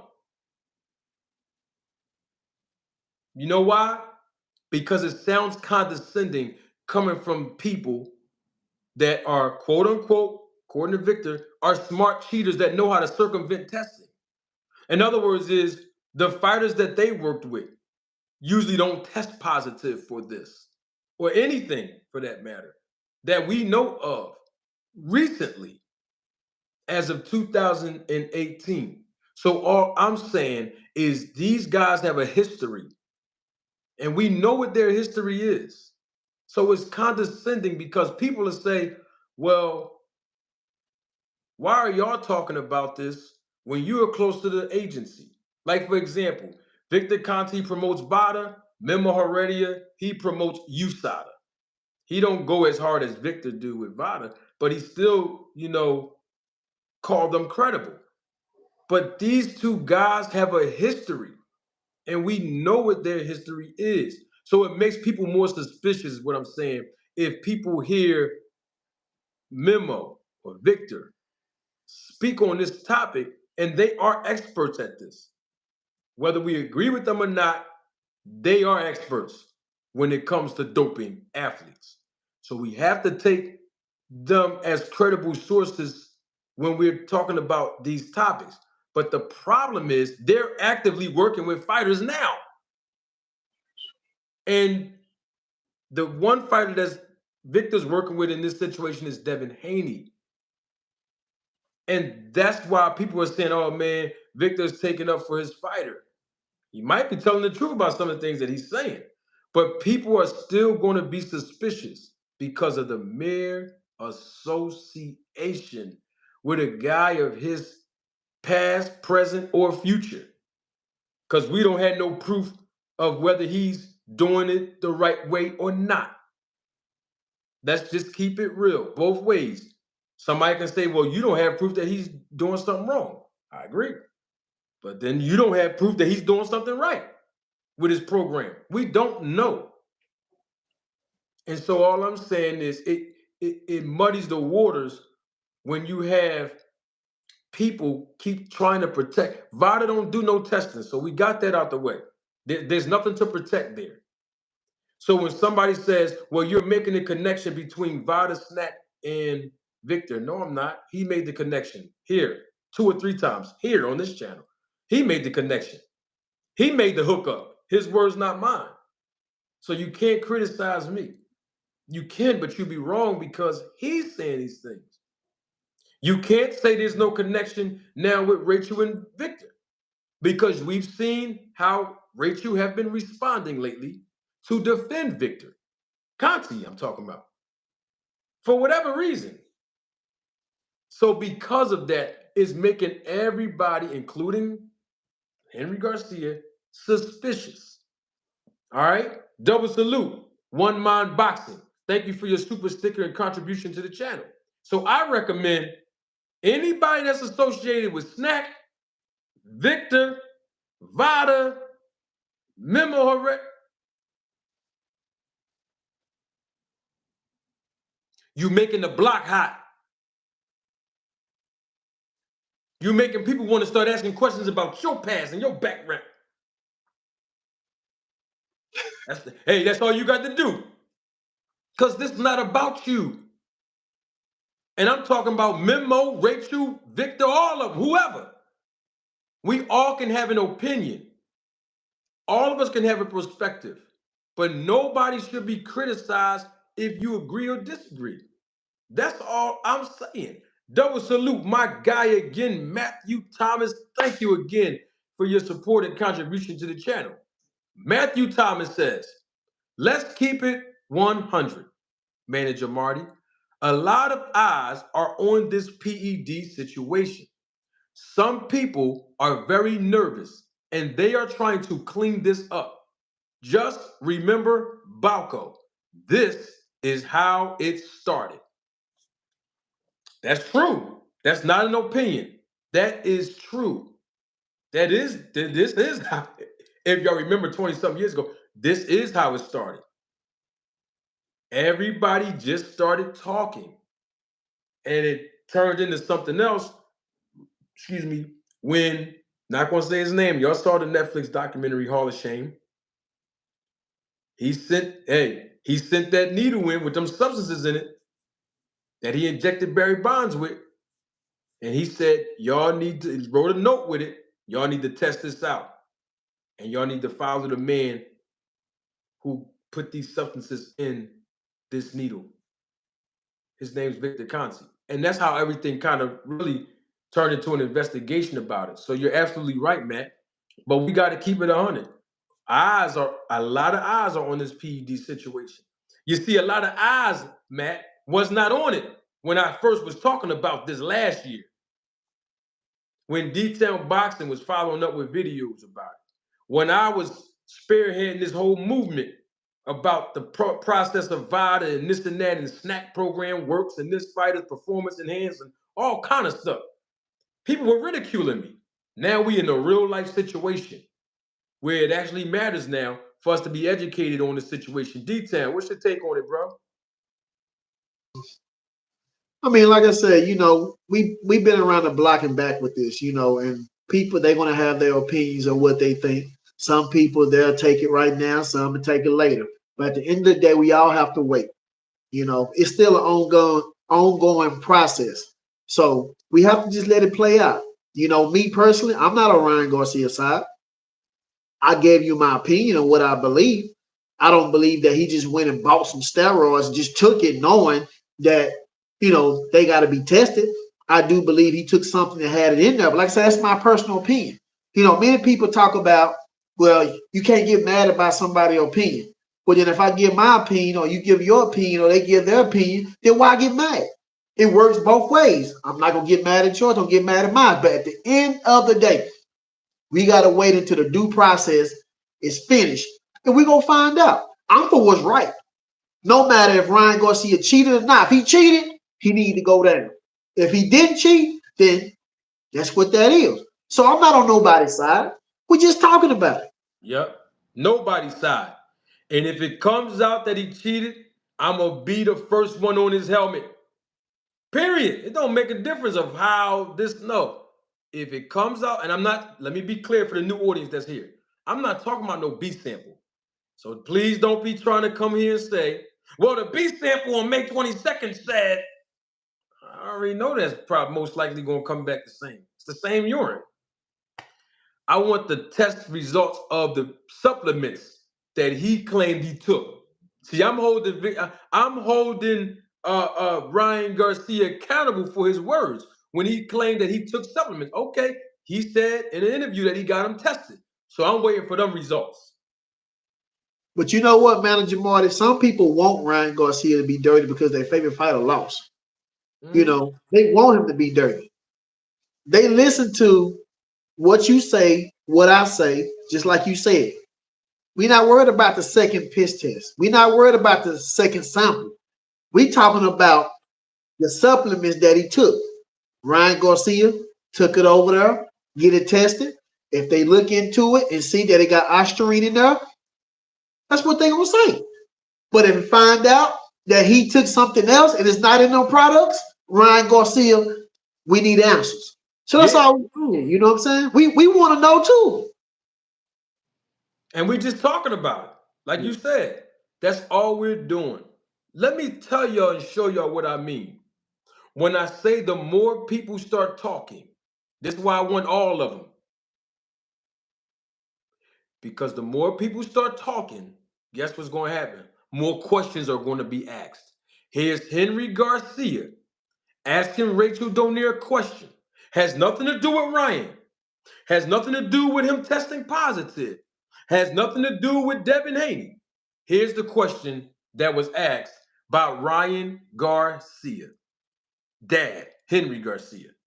Let's run there. We still have to battle against Austria, but at the end of the day, I'm basing it off of was your husband? What was your husband tested for? What was he ever positive? I had the full panel from start to finish every single time. No, I'm saying that your husband was he ever? More than a decade ago. You know this because you talked to my husband. He told you that. No, I'm just saying. All I'm trying to say is that I'm asking you. Okay, what are you asking? It's okay. It's all right. You know, you're his wife.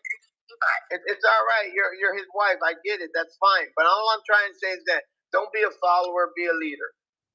That's all. I am, and I'm showing proof and evidence of what a Vada test does. Whatever anybody wants to do with that information, that's up to them. They can come to their own conclusion. I have a question for you. I have a question for you. Is Victor Conte, does he have ties with Vada? He does not work with Vada. I said, does he have ties with Vada? Come on, you know it. You know the answer. Come on. You know the answer. Come on. You know. He fucking does. He fucking does. He does because he announced it on that fucking. He announced it on Netflix. They know each other. He didn't. All right. So see, that's the problem, guys and ladies. This whole show that I'm doing is showing that it's going too far now. If we would have addressed this when I spoke on it last year, and most people didn't want to listen, most of this stuff would be put in proper context and perspective. Double salute to my guy, Case. Love this guy's channel. KQKC Boxing, my guy. One of the best commentators on YouTube. Go check his content out. I love when he called all the fights. The singing OG, they call him. See, the thing is, Henry Garcia, see, this is what I'm saying. The more people keep talking, the more questions that's going to be asked. Henry Garcia, Ryan Garcia's dad, asked Rachel Donier about her husband. Her husband don't have nothing to do with this. But because of the mere association, it's going to go back to that detail, and people can't get it. It's nothing to it. Nothing you can do about it. The mere association with Victor Conte is going to make people start asking more questions. Hector Garcia asked Rachel Donier about Nonito and his association with Victor because of him testing with Vada. He also asked Rachel Donier, does Victor Conte have ties with Vada? She, from what I can hear, I know they was talking over each other, but it sounded like at the end she said he knows them. In other words, I guess that she's saying that Victor knows, Margaret and them. He just knows them.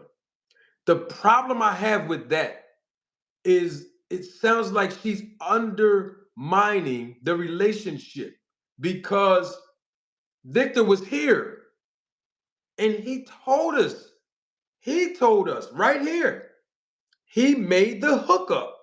That's what hey, don't get mad at me, please. He said he made the hookup, how Vada was formed. So all I'm saying is we don't have to downplay the relationship. If he's tight with them people at Vada if he helped form Vada, say that. Keep it 100 because Henry Garcia believes there's a conspiracy in this. And it might not even be a conspiracy because his son tested positive for ostarine. But he's thinking, wait a minute. I think somebody played with my son's urine. I think Victor has something to do with it. And Victor Conti probably never even had nothing to do with none of it. But the fact that Victor Conti is his past, his history, and some of the things that he's still doing that's similar to back in the day with supplements and workout and this and that, and he's working with top athletes, he's suspicious. And of course, he's been contradicting himself a lot of times. He's, people are more suspicious. And he said he made the hookup. I didn't say that. He did. I mean, you remember that, right, Detail? When Victor said, oh.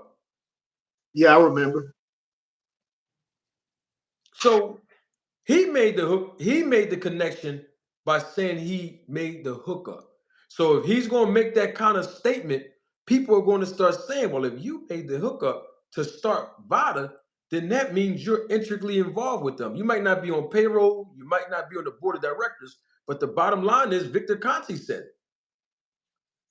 Double salute, Matt Thomas. Thank you for your support contribution to the channel. Matt says, Manager Marty, roll the tape because Victor said it. And that's exactly what I was looking for. D-Town, while I'm looking for Victor to say those words, can you give us your take on what you think should happen? I mean, Rachel's, she said what she said. Henry Garcia, he's saying what he's saying. He's asking her about Victor. He's asking her about her husband and how her husband is testing for Vada. It's like, it's too much talking going on. I mean, what's your take on all of that and what you think should happen? Well, I mean, if Rachel Donner wants to put herself in this situation, well, then she need to go get some receipts since the questions are being asked. This don't pertain to her. This don't have nothing to do with her. I mean, is Victor Conti hiring her to be his secretary or something, or talk on his behalf? I don't know. It's because, I mean, this thing went all the way left field. Hold up. Left field. You know what I'm saying? It went left field, and Rachel Donner, man, she just needs to step back and just let people, do what they do. Let Victor Conti talk for himself. Because I'm sure Victor Conti has the answer to whatever we have to say. Because the only thing Rachel Donner can say is what happened to her and her husband, put it that way, and the things that she knows. But the questions that's asked, she don't have the answer to that. Even if she did, I don't think she'll give it to us. Once again, I have people that was in my comments, and they told me that Victor Conti is a part of Vada. And I told them he can't be. They say, why? I say, because he had to ask fighters, did they test with Vada? He had to ask fighters for their receipts. When I say their receipts, I'm talking about their testing. Then he asked them, how many times did you test? So if Victor Conti was hooked up with Vada, he will already know those answers. Now, Victor Conti, by the words that he say and the way he conduct himself, he made people believe that he's a part of Vada. I used to thought he was a part of Vada until you broke it down and we did more research. I did. But Victor Conti, I don't think he's a part of Vada, but I believe that if he wants some information, he can go get it. I do believe that because he's friends with her, the president of Vada. I believe he's cool with her to get information if he needed.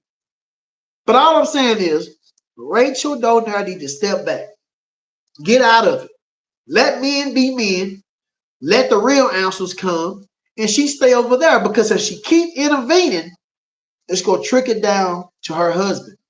People going to want to know what's going on. Because like you said, Manager Marty, we thought that we thought strenuous testing was really strenuous testing, and it's only one time out of 10 days. We thought random testing was really random testing, but it wasn't. So Victor Conti led us to believe that certain things that he told us was true, but when the rubber meet the road, it was a lie. So She need to get out of it. She just need to get away because she gonna get caught up in some stuff that Ajax can't clean off. That's my take on it. Yeah, I agree because it's going too far.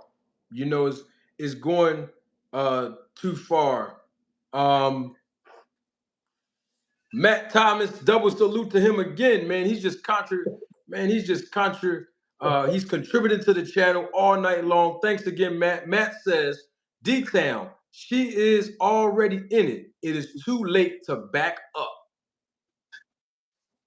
Your response to that, D-Town? He right.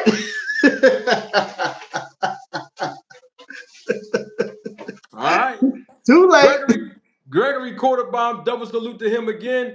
Greg says, sadly, Rachel has stepped on a landmine in a field she should never be in. D-Town is right. It may trickle down to Nonito. And that's the thing that I don't want it to do because he don't really have nothing to do with none of this. But that is unfortunate if that happens. So thank you again for that. Uncle Greg. Uncle Greg. That's what I call him. He's like an uncle to me. Somebody says something in the chat. I'm going to play Victor Conti's words about how he made the hookup with Vada that he said. Somebody, and they might have deleted it, but I saw it already. Somebody said in the chat, somebody probably deleted it. I already saw it. Said that that BFTB is on live cooking me. BFTB is on his channel cooking me right now. This is what someone in the chat said. I can care less. It don't make no difference. I did a live video holding him accountable last week. So he's a week late and $1 short. If it ain't an apology publicly, I don't want to hear it. Makes no difference to me. Because I already know that he's only doing that because he's cool with Rachel. And he didn't like what I did Friday. And he ain't like when I cooked him last week. So we ain't going to try to make this no YouTube thing. I have constantly put my link in the chat. BFTB, y'all heard him last week say that he was here and he didn't agree with something that I said and he left. Well, when he was here and the link was in the chat, he didn't click it and tell me. So I don't care what people say on their channel. We ain't even gonna go back and forth. I said what I said last week, and I was right about everything I said about how he dissed me, and he was wrong. So, hey, it don't make no difference what he said. Don't make no difference. He's a YouTuber. What? You see, these guys can make all these videos, but they have no credibility. What can they say to me? Honestly, what can he say to me? He don't know me. What can he say to me? I'm just trying to ask a question. What can he actually say to me? I'm not a YouTuber. See, the difference is that the ones that be hating on me, they make videos about reactions. I make videos about transactions. It's a difference. So, hey, it don't make no... Listen, nobody can wiggle out of what I said about BFTB. If you go back and listen, it's still public. It's still right on my channel. You go listen to it, hour and a half. Just listen to everything I said. I stood on what I said last week, and it's over. There's nothing that man can say. It don't make a difference. I ain't got nothing against it. It's all good. You know what, Manager Mark? I just don't understand how we see a lot of content creators make videos. We care less. You make your video, do your thing. But then when certain people make videos, they in their feelings. Like, why would you be in your feelings about somebody else's video? If it's something you don't like, don't come over. Everybody gonna disagree. I mean, even brothers disagree. Even fathers and sons disagree. But why would you get in your feelings about another man or another situation that don't pertain to you? I mean, that's just some sour grapes to me. I don't understand it. We all men, we all women, we all disagree, we all agree. So what? Who cares? If somebody's in his feelings, oh well, cry a river. But life goes on. We're not gonna make videos about other people because we disagree with them. What is this? What is this preschool? You know, I don't get it, man. It's just sad. It's sad. Then they talk about we supposed to be brothers and stick together and all that. But some of the main ones who backstab you behind something that small.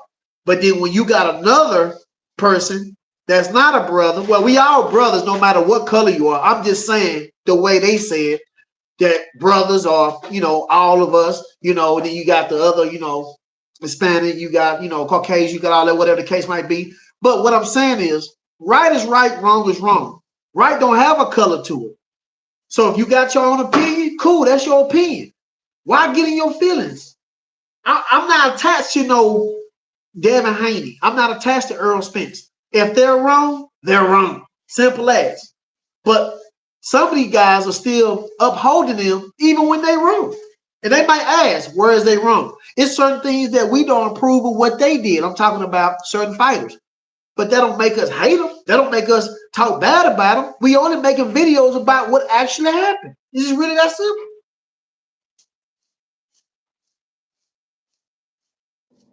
You know, I noticed something that when people don't have anything else, insults come. When people don't have anything else, you know, all of these different things start happening. I mean, that stuff don't bother me. Hey, I know who I am and I know whose I am.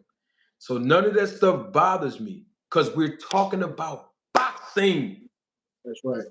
Manager Marty is not bigger than the sport of boxing. I ain't nobody special. We talking about boxing. But when the insults start coming, it's because you ain't got nothing else. You ain't got nothing. What else do you have? I'm not just talking about BF, anybody that come at me on YouTube. But we talking about boxing, y'all. This thing is bigger than Nino Brown. And when you really look at the content, if you put content to content, wordplay for wordplay, dialogue for dialogue, intellect to intellect, a lot of these people don't have it. So they're trying to overcompensate for doing all of this stuff that we're talking about boxing. It ain't supposed to be nothing personal. Come on now. When do men get a pass for telling other men to suck them off?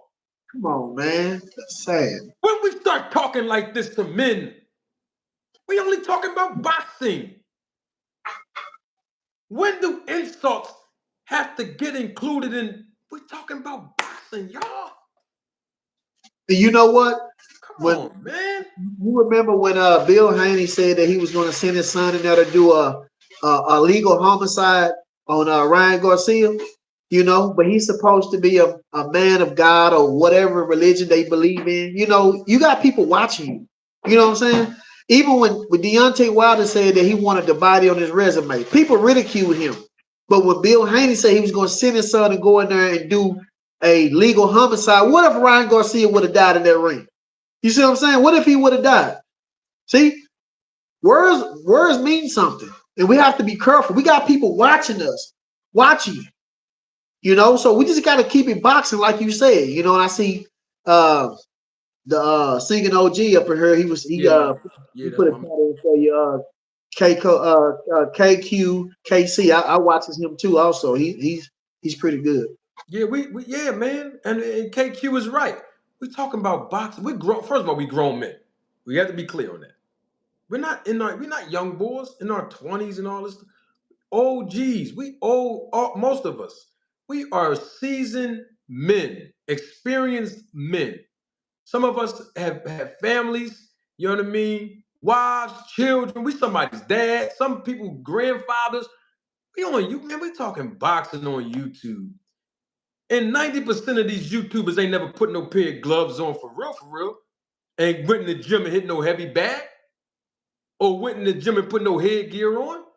So you're giving an opinion anyway. So be grateful that we all can come together and have a perspective on a platform where we can create content and we can make some money off it. It's just business. It's never personal. That's right. Because here's the thing: before I got here, people wasn't talking about contracts. I mean, people starting to talk about pay-per-view numbers and ticket sales and all of that. But before that, nobody was really talking about that.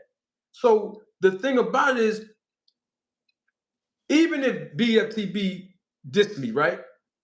My response to him is the same response I gave to him last week. Thank you for being a part of the 1.7 million views. I appreciate you. You ain't got to go back and forth. If you ain't liked the channel, you wouldn't have been over here multiple times. You see, and when you was over here, you didn't click the link and talk to me. So you want to go, if he goes on his channel and diss me, fine. No problem. I don't have because I'm only here to talk boxing. And when it comes to boxing and YouTube and facts and research, a lot of you guys, you can't up with me without the F. And that's okay because you ain't supposed to. I have experience in the business. You ain't supposed to. Listen, if you're a fan of a fighter and your fighter lose, right? And you mad, I get it. Your fighter was cheated. I get it. Speak on it. But don't do a personal attack on somebody else because they have a different perspective. This is boxing, y'all. What? Come on, grown men being emotional.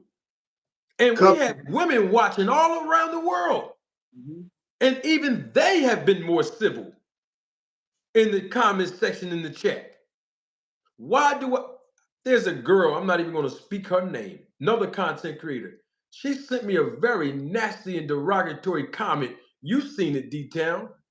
And I'm like, for what? All of this for what? Why?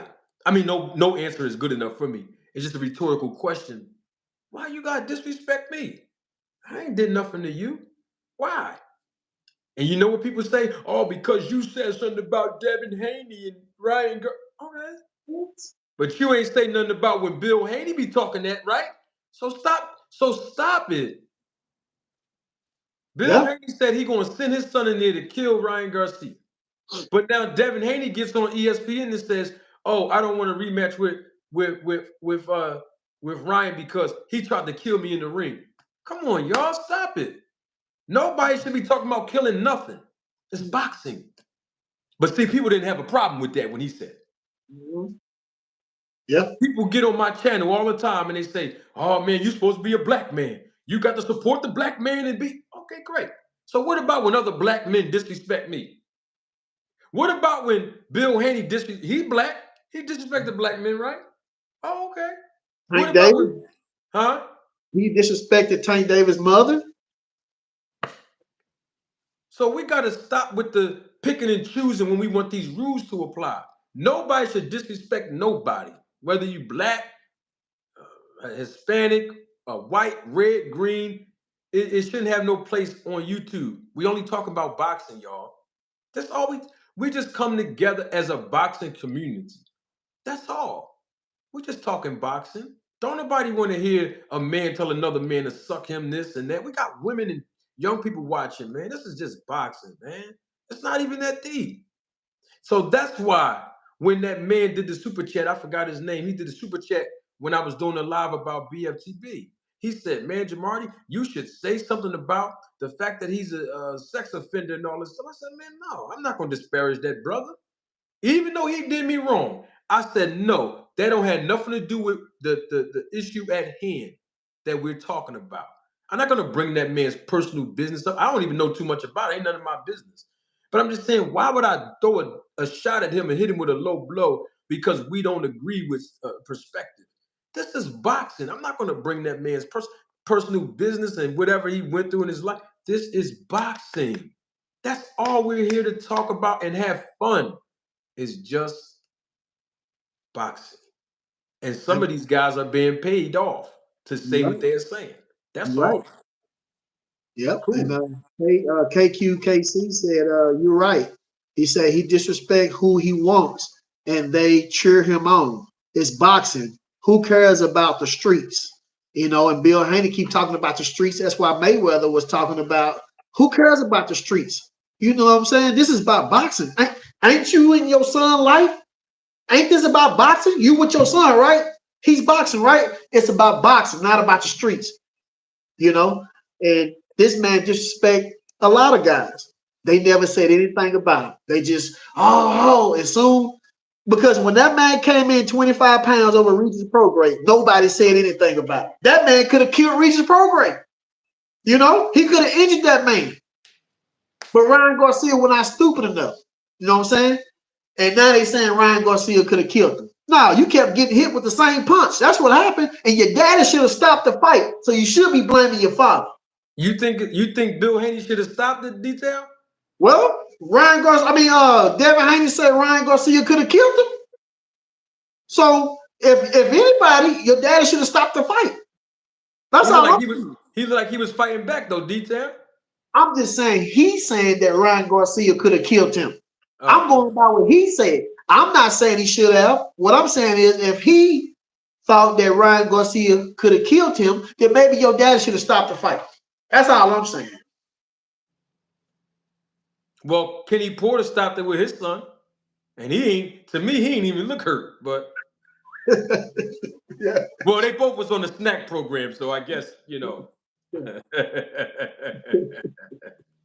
I don't know.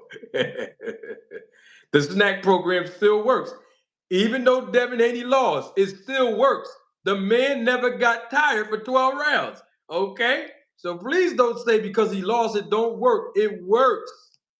It wouldn't be over there. It's just that Victor Conti don't got nothing for your chin. He ain't got nothing for it. It works. Or they still wouldn't be over there. I'm going to tell you this, and I know we got to go. I really want Devin Haney to get this rematch with Ryan Garcia, especially if he believes in his heart that he cheated him intentionally. I'm not talking about if he tested positive. I'm talking about if he believes in his heart that he legitimately cheated this man. I'm talking about if the supplements that he claimed he took come back that it's negative and no substance was in, no illegal substance was in those supplements, then that means that Ryan Garcia cheated. But all I'm saying is I want Devin Haney to get this rematch with Ryan Garcia because he believed in his heart that the man cheated him. And if Vada is able to catch Ryan Garcia, then most likely he won't try this crap again.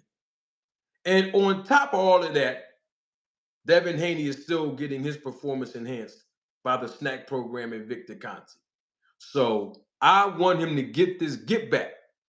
I don't want to hear a fighter like a Devin Haney say, he cheated, I don't want to fight him no more. No, I really want you to get your get back like everybody else that had these classic rivalries and rematches, especially when somebody was done dirty in the first fight. Go in there and defeat Ryan because Devin Haney might be able to beat this guy. It's not over for him. He's only 25 or 20. It's his first loss. It's not over for him, And I don't think that's right if people count him out. I like Devin Haney, man. I just don't approve of what his father do. You know what I'm saying? Because you can tell Devin Haney's uncomfortable in some of the things that he says because he's trying to follow behind his father when his father need to try to follow behind his son and let his son lead him. So I like Devin Haney. You know what I'm saying? I hope he bounce back. I hope he do what he do. But some people believe that we hate him. We don't hate him. I don't hate him. I like him.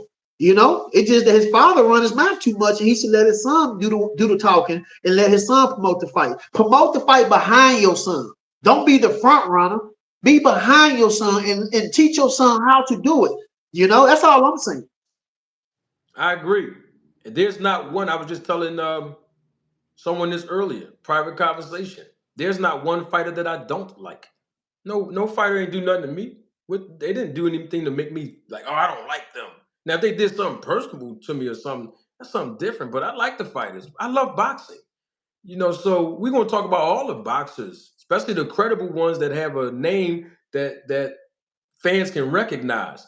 But no, Devin Haney get in there and get that rematch.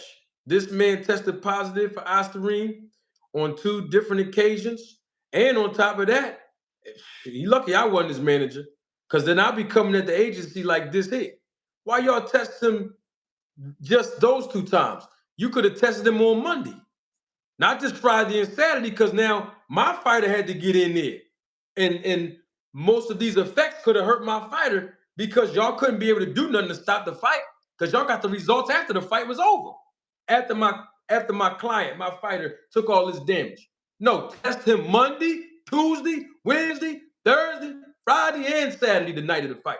That way, if it's going to take 72 hours and 3 days for the results, we can see on Wednesday, that's it. Up on Thursday, that's it. He tested positive, he got in the system. Now, if my fighter say, I still want to fight him anyway. Nah, we ain't gonna do that. Yeah, but the show gonna get canceled. I ain't gonna get paid. Hey, there's other ways we could, I ain't gonna tell that on public. And I'm not talking about nothing negative or violence. I'm talking about legally. There's other ways we can handle that situation and get paid. But at the same time, I would rather you not risk your life and or your career for a bag that we can always make again. But if the agencies would have did the right protocol, see, this thing is bigger than Nino Brown.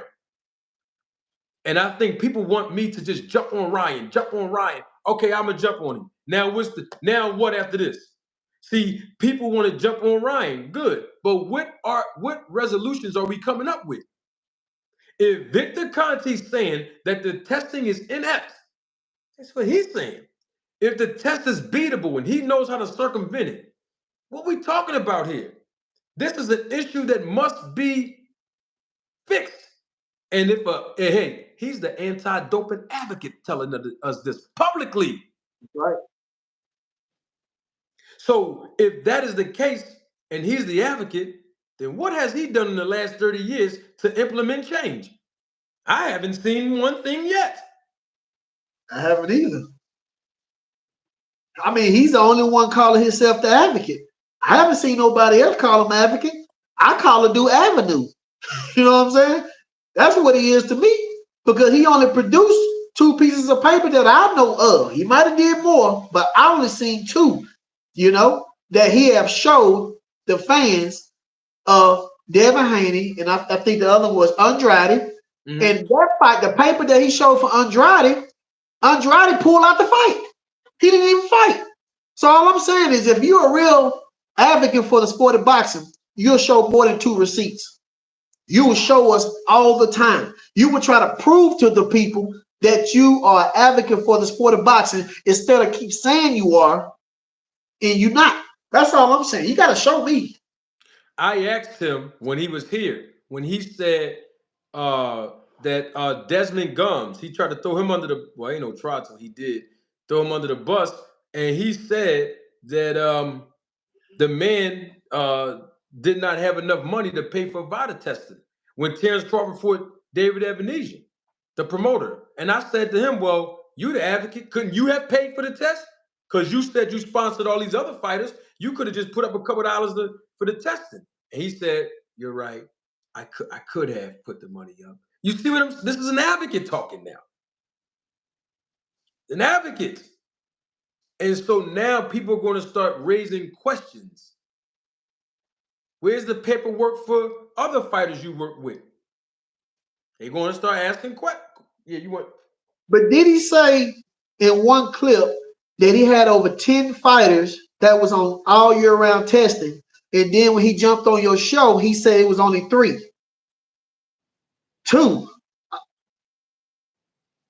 I'm going to find it because I just was listening to it. Double salute. Gregory Quarterbomb. Once again, thank you for your contribution and your support to the channel. Greg says, the depth of your intelligence when speaking about this sport and all that takes place, good and bad, causes some males to show how inadequate they are. This is a platform for men to talk about boxing. Mr. Right. Greg, you are absolutely correct. And I thank you and double salute, because it's not about me. It's about me creating a platform for men to talk about boxing. And what it happens is when men don't have nothing else to talk about, because they're not talking about boxing. The ones that's all emotional, they talking about fighters. I'm not talking about the whole sport of boxing and really trying to educate and galvanize a community to have fun. That's why it's always contentious on certain channels. It don't have to be this way. I mean, this is not Love and Hip Hop. This we leave that drama for the ladies. You know, we deal with what's real. Marty Yoel, haven't seen him in a long time. My God, double salute to you, Yachty, Marty, and thank you for your super sticker, bro, and your contribution to the channel, man. Where you been? We miss you around here, man. You know, sometimes it's not the same when certain people not here. I want to find that clip detail real quick. Hold, let me find it. I'm gonna let you take over. Go ahead, speak on something. I'm gonna find what you was talking about, where he said he sponsored 2 on this channel, and in 2015, I caught him red-handed saying that he sponsored 10 for 365 24/7. See, I don't understand why people are upset for the truth. You would think that people will appreciate the truth. You know, ain't too many channels, as I heard, that's going to talk about the truth. What they do is when their favorite fighter comes, they'll hide it. They won't talk about it. They'll only talk about certain things. But there are only a few good men and family members that's going to hold down the truth. And that's what I'm looking for. It's a lot of mumbo jumbo out there. It's a lot of lies and deceits and all this kind of stupid stuff that's out there. But I'm not looking for that. I'm trying to learn. And it's crazy how people will run the channels, take what they believe, their opinion, because when I make my videos, I would tell you, this is my opinion. I would try to tell you that, and then I would tell you, hey, this is research, and this is a fact. So I don't mislead nobody. So it's nothing wrong with people have opinion, but when you grab hold to a channels that's going to give you evidence and actually do research, and that's going to keep it clean, because I don't curse. My brother, Manager Marty, don't curse. We try to keep it right for everybody. Even kids can watch this. That's what we do. We are men of God, and we try to hold it down. But what I'm saying is, we're not trying to mislead people because we love or like a certain fighter. No, that's not like that. We go and do our research, and we try to give you an honest assessment on what's going on. That's what we trying to do. We all trying to learn. As a matter of fact, I learn when I read the comments. So it's not just about me or Manager Marty. It's the whole group, the whole family. We all working together. And that's why I like it. And that's why I love it. All right, got it. And hey, same here with the research. Let's hear what Victor Conti said out of his own mouth when you talked about 365 24/7 testing when he was here on this channel. You know what? I'm doing way too much talking. Don't take my word for it. Roll the tape. And it's not like I said in the beginning. I already walked the talk. I already did it. I already put up $40,000 for 2 fighters to be tested 24/7, 365. I did this back in 2012. Rachel Donaire can vouch and Nonito for me. So people need to understand that this is difficult. I've been advocating 24/7, 365 now since way back in the very beginning, and that needs to be clearly established. I've been pushing for this for what now? From 2012, so 11 years. There have been a total. This is all the 24/7 testing that's been done in the history of boxing. Nonito Donaire did 2 years. Edwin Rodriguez did 1 year. And when Canelo got popped for clenbuterol, part of the condition of coming back is he did 1 year only, 2018, of 24/7, 365. That's it. Y'all heard that, right? You heard that detail? Oh, yeah, I heard it. See, people forget this. That's why I got to remind the people of why people are suspicious. Why is Henry Garcia suspicious? Why is Ryan Garcia suspicious? Why is most people suspicious about the testing of Vada and Victor Conti making these statements? Hold on, let me play it again. Somebody might have missed this.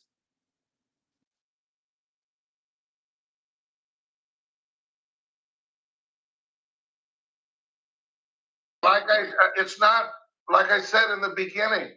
I already walked the talk. I already did it. I already put up $40,000 for 2 fighters to be tested 24/7, 365. I did this back in 2012. Rachel Donaire can vouch and Nonito for me.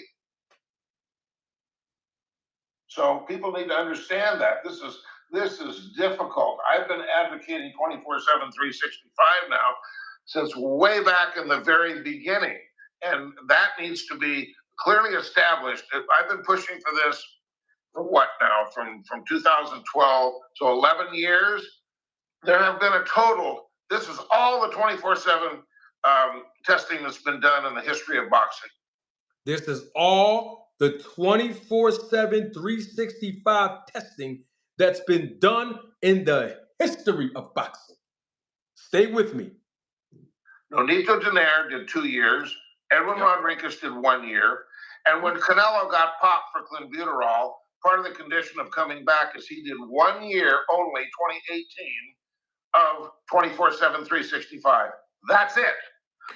So in the whole entire history of boxing, when he was here on December the 27th, 2023, he said in the entire history of boxing, his words, not mine, there were only 3 fighters that underwent 365 24/7 PED drug testing for Vada. 2 of them are 2 fighters that was in his program, the SNAP program that he sponsored by putting up $40,000, $20,000 apiece.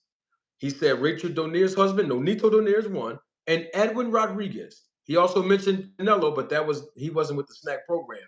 He said that was just a condition based on him testing positive for a banned substance. So in the history of boxing, only 3 fighters underwent that. 365 24/7 testing. That's what he told us December 27th, 2023, live in living color, right here. But let's hear, through the research I've conducted, what he said in 2015 before he got here. Hold on.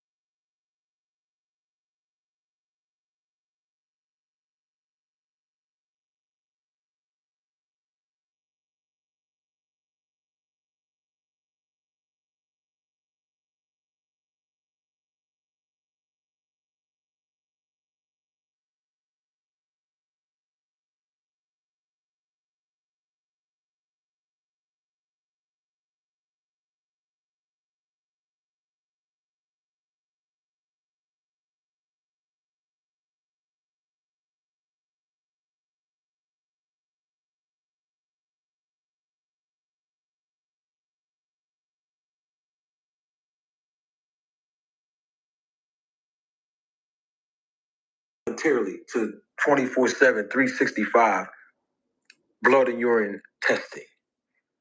Salute to those fighters.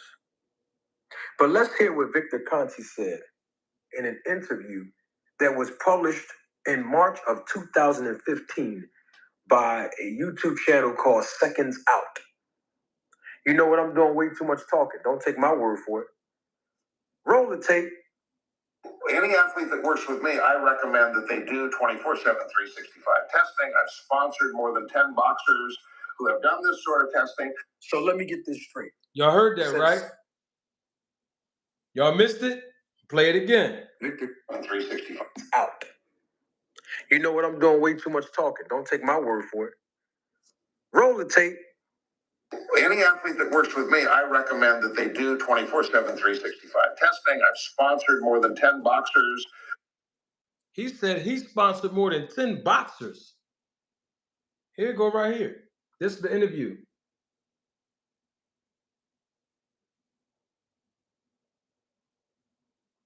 Seconds Out. That's the content creator that put that out there, that interviewed him. So he said he sponsored and paid for 365 24/7 testing for 10 boxers. That was in 2015 when he said that. But when he came over here, I think he forgot that he said that in 15. I didn't. But when he came here on December 27, 2023, he said in the entire history there's only been 3 boxers that tested 365 24/7. He said in entire history. See, I can't make this up, Detail. This is what Victor Conti said. So people that heard him say this before, and then he gets up here in 2023 and says this, they get more suspicious of him. You can't get mad at me. This is what he said. He said in a whole history, Detail. So hey, if he said in a whole history in 2023, then that means you didn't sponsor 10 boxers that undergone 24/7, 365 testing. What's the point of lying about it, bro? You're an advocate, right? This is the guy. Is this the guy Rachel's talking for? She's speaking for him? This guy? She's taking up for him publicly? This guy? She gonna get caught up. Matter of fact, she already caught up. Just like my brother said in the comments. Too late. You know? Now somebody said, Detail, you see the comment, right? That last one.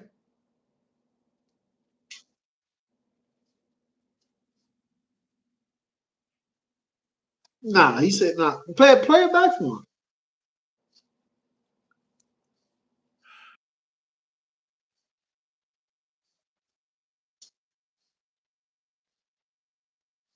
The person in the chat. What up, Frank? Appreciate the viewership. Frank said that Victor never said that the 10 were tested, though. He just said he sponsored them. All right. We're going to hear what he said. A YouTube channel called Seconds Out. You know what? I'm doing way too much talking. Don't take my word for it. Roll the tape. Any athlete that works with me, I recommend that they do 24/7, 365 testing. I've sponsored more than 10 boxers. That's it. Anybody that works with him, he recommends that they do 365 24/7 testing. Watch this. He sponsored 10 boxers. Hold on, Detail, I got it. That's why I stopped it for you. Clip. Roll the tape. Listen. Any athlete that works with me, I recommend that they do 24/7, 365 testing. I've sponsored more than 10 boxers who have done this sort of testing. That have done this sort of testing. I've sponsored 10 boxers that have done this sort of testing.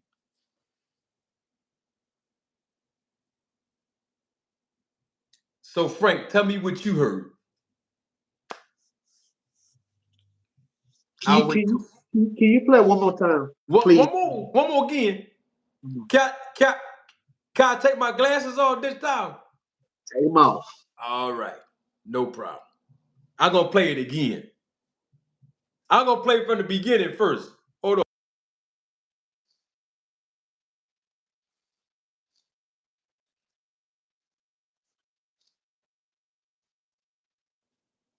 Then what he said to me on December 27, 2023. And it's not, like I said in the beginning, I already walked the talk. I already did it. I already put up $40,000 for 2 fighters to be tested 24/7, 365. He already put up $40,000 of his own money to be tested 365 24/7. So when he says sponsor, that's what he's talking about, Frank. He's talking about that he go in his pocket and he put up the money for them to be tested. That's what he means by sponsored, okay? All right. I did this back in 2012. Rachel Donaire can vouch and Nonito for me. I did this back in 2012. Rachel Donaire and Nonito can vouch for me. That's what he said. D-Town. Should somebody go and ask Rachel and Nonito to vouch for him and make sure that's true? We got to verify everything the man said. Huh? Somebody go and ask. Listen. I don't want to know. I believe Victor on this one. Somebody else go and ask. That's all I say. Just go ahead and somebody else go and ask. Because we need somebody to vouch for the guy. That's all I'm saying. Let me see something. Now that's what he said, Frank. I just want to make sure we clear.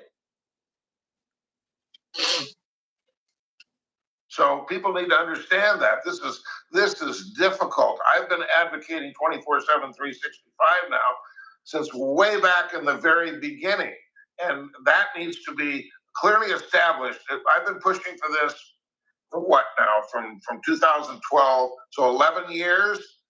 There have been a total. This is all the 24/7 testing that's been done in the history of boxing. This is all the 24/7, 365 testing that has been done in the entire sport of boxing. He's about to tell you 3 fighters. Nonito Donaire did 2 years. Edwin Rodriguez did 1 year. And when Canelo got popped for clenbuterol, part of the condition of coming back is he did 1 year only, 2018, of 24/7, 365. That's it. That's it. In the entire history of the sport of boxing, there's only been 3 boxers that have undergone 365 24/7 testing. That's what he said. Well, that's on December 27, 2023 when he was here. Well, let's go fast forward to this video that I put together, what he said in March of 2015. And let's hear him say how many fighters he sponsored. Remember, we talked about sponsored mean he paid for them to be tested. Remember? Okay, hold on.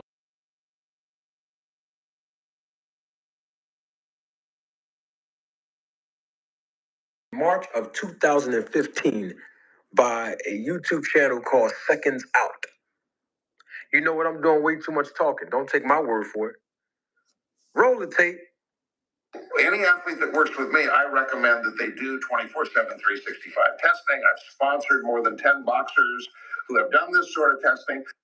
I sponsored more than 10 boxers that have done this sort of testing.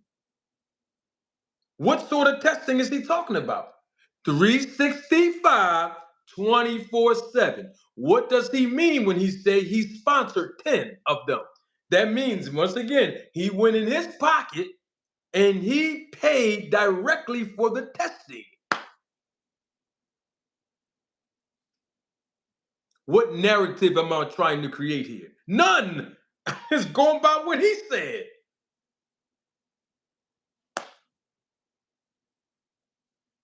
So if somebody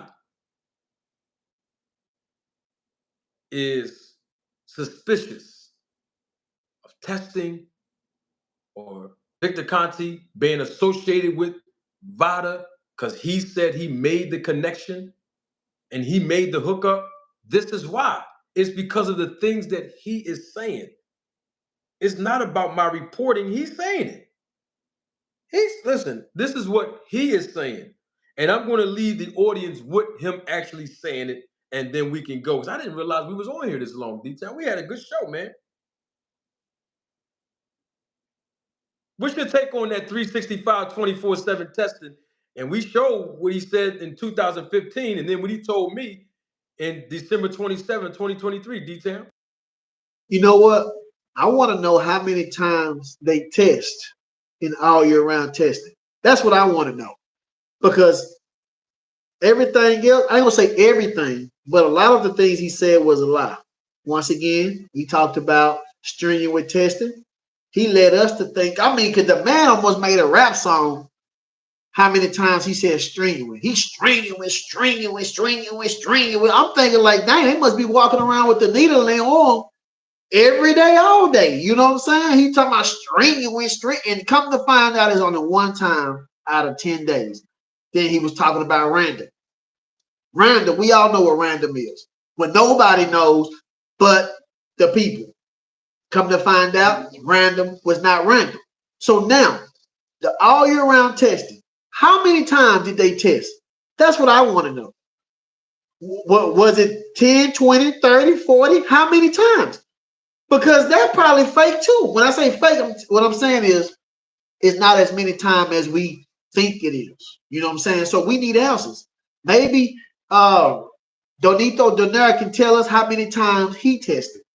You know, can we get that clarification so we won't be misled by the information that we think that might be right and is not? So maybe Victor Conti can give us that. So I don't know. I mean, man, you know, none of this stuff would have never came out if you didn't press the issue. We would all be still clueless right now if you didn't press the issue. That's facts. Totally agree with everything that you just said, man. Totally agree. Well, double salute to my guy. Woo, that my main man, Pots and Pan. He's also a supervisor of the Roller Tape Film Crew, Fort Green Pharaoh. Thank you for your contribution and your support to the channel. Fort Green Pharaoh says, salute, Manager Marty. I'm in the building. Roll the tape. And you know I'm about to roll the tape right now, Fort Green. Glad that you're here. Didn't even know we was on here for all of this time, man. We've been cooking, man. My gosh, the air fryer been on. And I just put it on simmer tonight. But this is Victor Conti himself talking about his relationship with Vada and his involvement when I asked him. But those contacts, meaning hooking up Margaret Goodman with Dick Pound, that I'm the one that made that hookup. Yes. Right. So it did play a role. Did you hear that? Who's Dick Pound? He's the founder and creator of Vada, whose labs all of these testing procedures are administered at. The code or the manual that's used, which is the testing protocol that's used for the testing procedures, was created by who? Vada. And Victor Conti told us right here live and living color on December 27th that he's the one that made the hookup by being the middleman and putting Vada together through Margaret Goodman, hooking her up and introducing her to Dick Pound, the founder of Vada. And then that's when she created Vada under the guidance, out of the guidance and the support and the hookup of Victor Conti. This is what he said, okay? That's in the first interview, December the 27th, 2023. Okay, this is what he said. Don't be mad at me. Right, so you played the role in that. Some of the DCOs, you probably referred them as well. You played the role in referring those DCOs to represent, you know, Vada's process of collection as well. Because you see that? So not only did he help with the forming of Vada through his relationship with Dick Pound and his relationship with Margaret Goodman, who he hooked up. Y'all heard me just say, he also helped DCOs get a job. You know, the ones that collect the urine and blood, they don't work for Vada. There's a company that Vada contracts to do that process. If you missed me telling you that earlier. He also helped some DCOs get jobs. You see what I'm saying? So not only is he in the collection process of hooking them up with jobs, but he's also in the process of hooking up Margaret with Dick Pound to form Vada. That's what he said. Don't stop there. You are the one, by your own admission, that, you know, set the meeting with her, Margaret Goodman, the former ringside physician of the Vada State Athletic Well, let's talk Commission. about that for a minute. I want to pitch stop right Let me ask my question, Vic. Hold on 1 second. I don't want the audience to get lost in translation. So because you set up the meeting with her and Dick from Canada, and obviously the DCOs that represent the collection of the specimens for Vada, some people may get the impression, and I need you to clarify this stuff because this is one of the biggest topics on this channel, your involvement, your intricate involvement with Vada. In other words, you set up the meeting with her and Margaret and Dick and all of these people that still represent Vada. People think you own Vada or you have a stake in Vada or you represent Vada as a conflict of interest. That's a misconception. Yeah. Complete misconception. Boxing is the red light district. Boxing is a crazy world. Okay, you know this as a business person. So, you know, am I wasting my time? Is Margaret Goodman wasting her time? Is Flip Monsky wasting his time? I don't know. We're fighting the good fight. I don't know how to put it. Well, somebody could misinterpret this, and I definitely need you to clarify, because this is the 5th time. Twice you said it on this interview and 3 times in the last one. You used the word we. I asked you in the last piece that we did, are you intricately involved in Vada? Of course you said no, but you used the word we 5 times. Can you clarify? Because by we, I mean any and everybody involved in the anti-doping movement in boxing. That's the we. So I'm a part of the we. So you're a part of the we. The Roll to Tape film crew members that's watching live in living color, they're a part of the we. That's what I mean. I have no financial interest. Now, have I not disclosed that on a number of occasions that I have sponsored boxers? Oh, that was the end of the video I put together. That was in the second interview. So Victor Conte kept using the word we when he was describing himself and Margaret Goodman, who's the founder of Vada, and her partner, who's an executive of Vada, Flip Hermansky. He keeps saying we. He kept saying we, and I heard him say it 5 times. You heard me tell him, wait a minute, you said it 3 times in the last interview, you said it twice in this interview. So 5 times in 5 hours I talked to you within the matter of 6 days. You keep involving yourself by saying we when you say Margaret Goodman and Vada. We. You keep saying we. And all I said was, you need to clarify that we. What do you mean by when you say I'm doing the best that I can? Margaret is doing the best that she can. Flip is doing the best that he can. We are fighting the good fight. What do you mean by we? And he said, no, I'm talking about anybody that's a part of the anti-doping movement. But that's not what you said, though.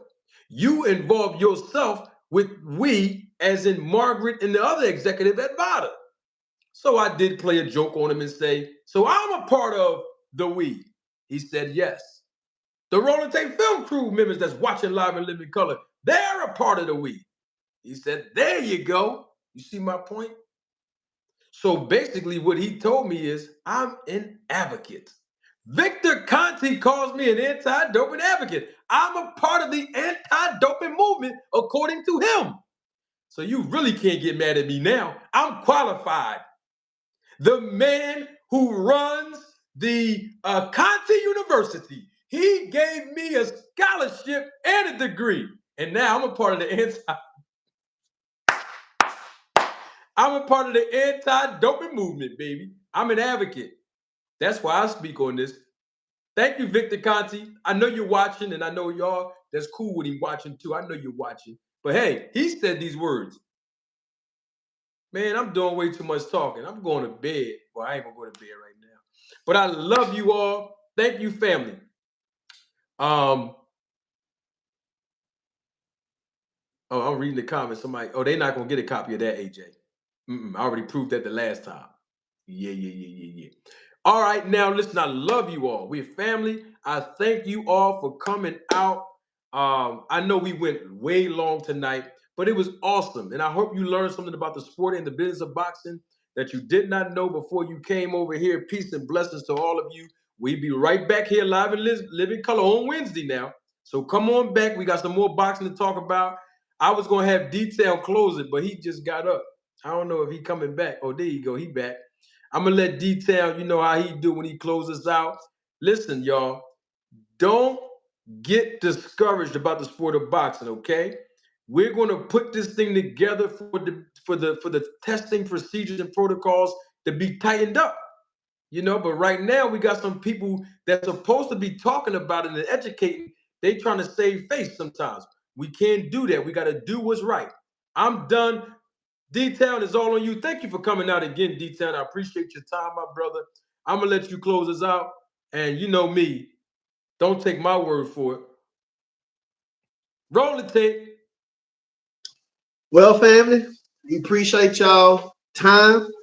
We appreciate all the comments that y'all put in the comments. Y'all participating, actually, you know, enhancing our knowledge by reading y'all comments and things like that is very needful, you know. And sometimes we have a stressful day at work, and we're able to come to the channel and be able to commune with y'all and be with y'all and talk with y'all and have fun. You know what I'm saying? So we do this out of fun. We ain't doing this to try to make money and all this kind of stuff. I mean, it's all out of fun, just to be able to see some of y'all or talk to some of y'all we probably would never see.